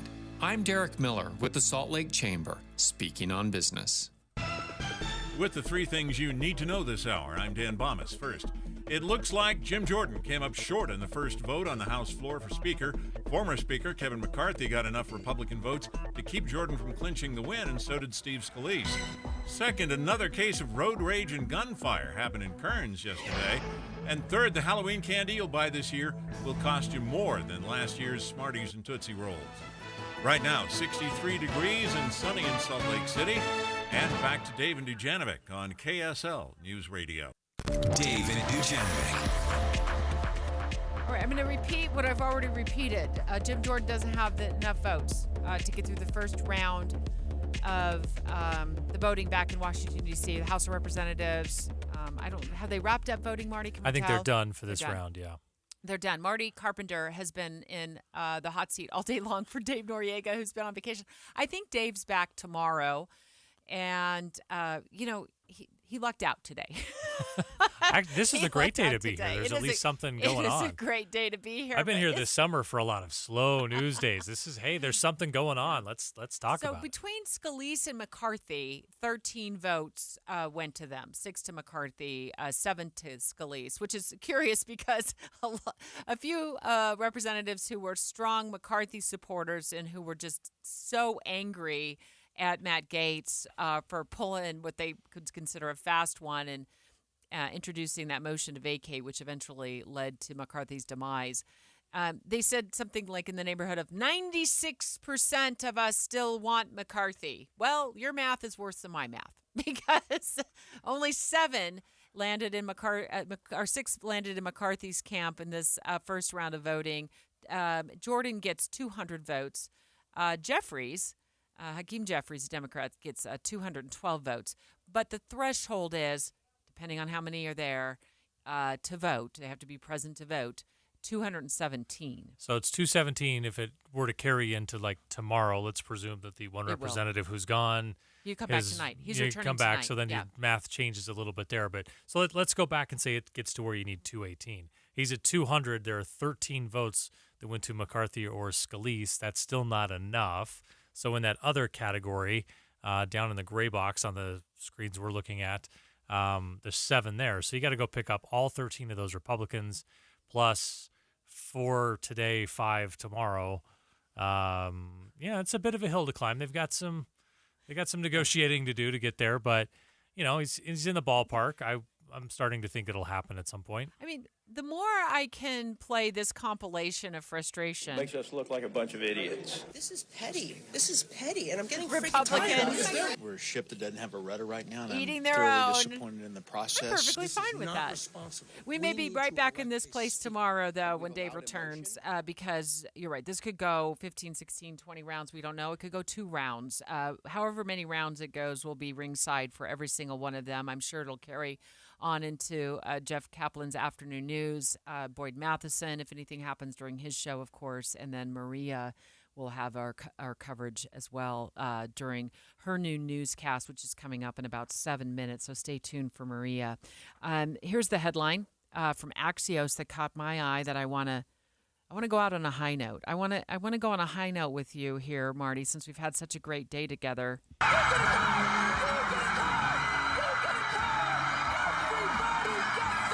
That's Oprah. And Axios was reporting that according to this new book that's due out on Senator Mitt Romney, written by McKay Coppins, who went to BYU, in fact. Mm-hmm. He's now a reporter at The Atlantic, but he's written a book, and he's gotten a lot of access to Mitt Romney's notes, Senator Romney's notes, and I'm looking forward to reading the book. But Oprah pitched a White House run with Mitt Romney to stop Trump in 2020. What are your thoughts? Would you have voted for? I voted for Mitt Romney before. I would have voted for him again. Would you vote for an Oprah Romney ticket? No, the question is who's at the top of that ticket. If it was a Romney Oprah ticket, sure, he's healthy. He's not going to die in office. Sure, why not? The other way around, you wouldn't have voted for so. Oprah for president. But what? I mean, reality. I guess in 2020, my options were reality show host Donald Trump made it to the White House. Why not? I'd hold out until she gave me a car. Probably is how that would. Well, work out. so interestingly enough, there's been a little bit of an update, and Axios posted this. It said the latest is after the story was published. A spokesperson for Oprah Winfrey told Axios in November of 2019. Ms. Winfrey called Senator Romney to encourage him to run on an independent ticket. She was not calling to be part of the ticket and was never considering running herself.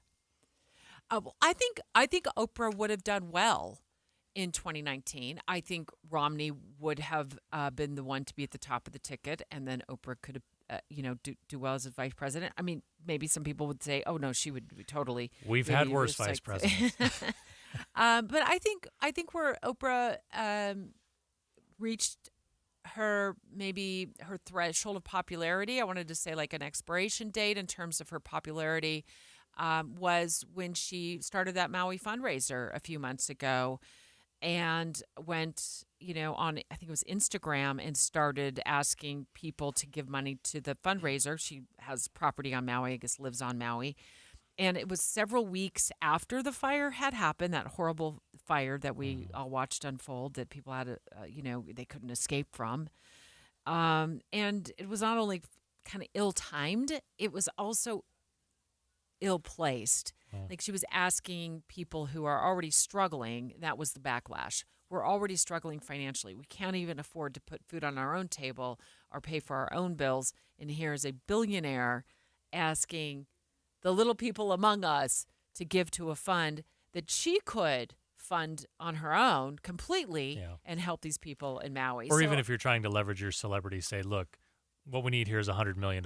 I'm in for 50. If you get, a lot of times you'll see big foundations do that. If you can match, I'll match every dollar up to X amount. Well, maybe she did. I just say the presentation. It just felt it was kind of tone deaf, and she'd be less likely to get elected right now. It was surprising to me how much backlash she got because she's Oprah, and we all love Oprah, and we always appreciated her so much. We've brought her into our homes for years, and we've taken her advice. And then she brought Dr. Phil on, and we took his advice. And Dr. Oz. We don't know what happened with him. We don't know what happened with him. Yeah. But is this an indication that maybe this is where politics to some extent needs to go? And here's what I mean by that is Romney's a Republican, and Oprah is calling him, suggesting that they run on like an independent ticket where you're mixing views, you're mixing parties to bring a more robust, ticket to the voters. There's certainly growing frustration among the general American population with the two-party system, right? That there is a bell curve to it, and there is a small amount of people on the far left, a small amount of people on the far right, very vocal in both instances. And in the middle, it's people who just have to kind of get on with their lives, who get stuck with the candidates selected by the far right and the candidates selected by the far left, and everyone just thinks, I don't actually particularly care for either one of these people. That's sort of the system we're in, and we always hear when someone thinks about running as a third party, well, if they're kind of coming from the right, you're just going to make sure the Democrat gets elected, and if you're coming from the left, we saw this with Robert F. Kennedy Jr., right? You're going to just make sure that the Republican gets elected. At some point, though, you got to figure that the eventualities will play out, and someone is going to mount a third party campaign for the White House, and they're going to be, if not successful, it's going to really make it clear that there are people in the middle who can be won. And what you would think is that the parties that have pushed out to the extremes would say, no, we actually can gain more votes by coming into the middle because that's where the voters are. Right now, they're reluctantly voting for the candidates on the edges of that bell curve all too often. Yeah, but to date, we really haven't had a super successful third party. I mean, in our lifetime, Ross Perot was Ross Perot. the our lifetime most likely, right? But I was literally in high school, and that plays into that whole idea that Ross Perot jumping in probably got Bill Clinton elected and kept George H.W. Bush from being elected to a second term. Speaking of elections, it looks like Jim Jordan failed the first round of voting, but Maria will certainly have a line on when round 2 of voting starts back in the House of Representatives. She's up next.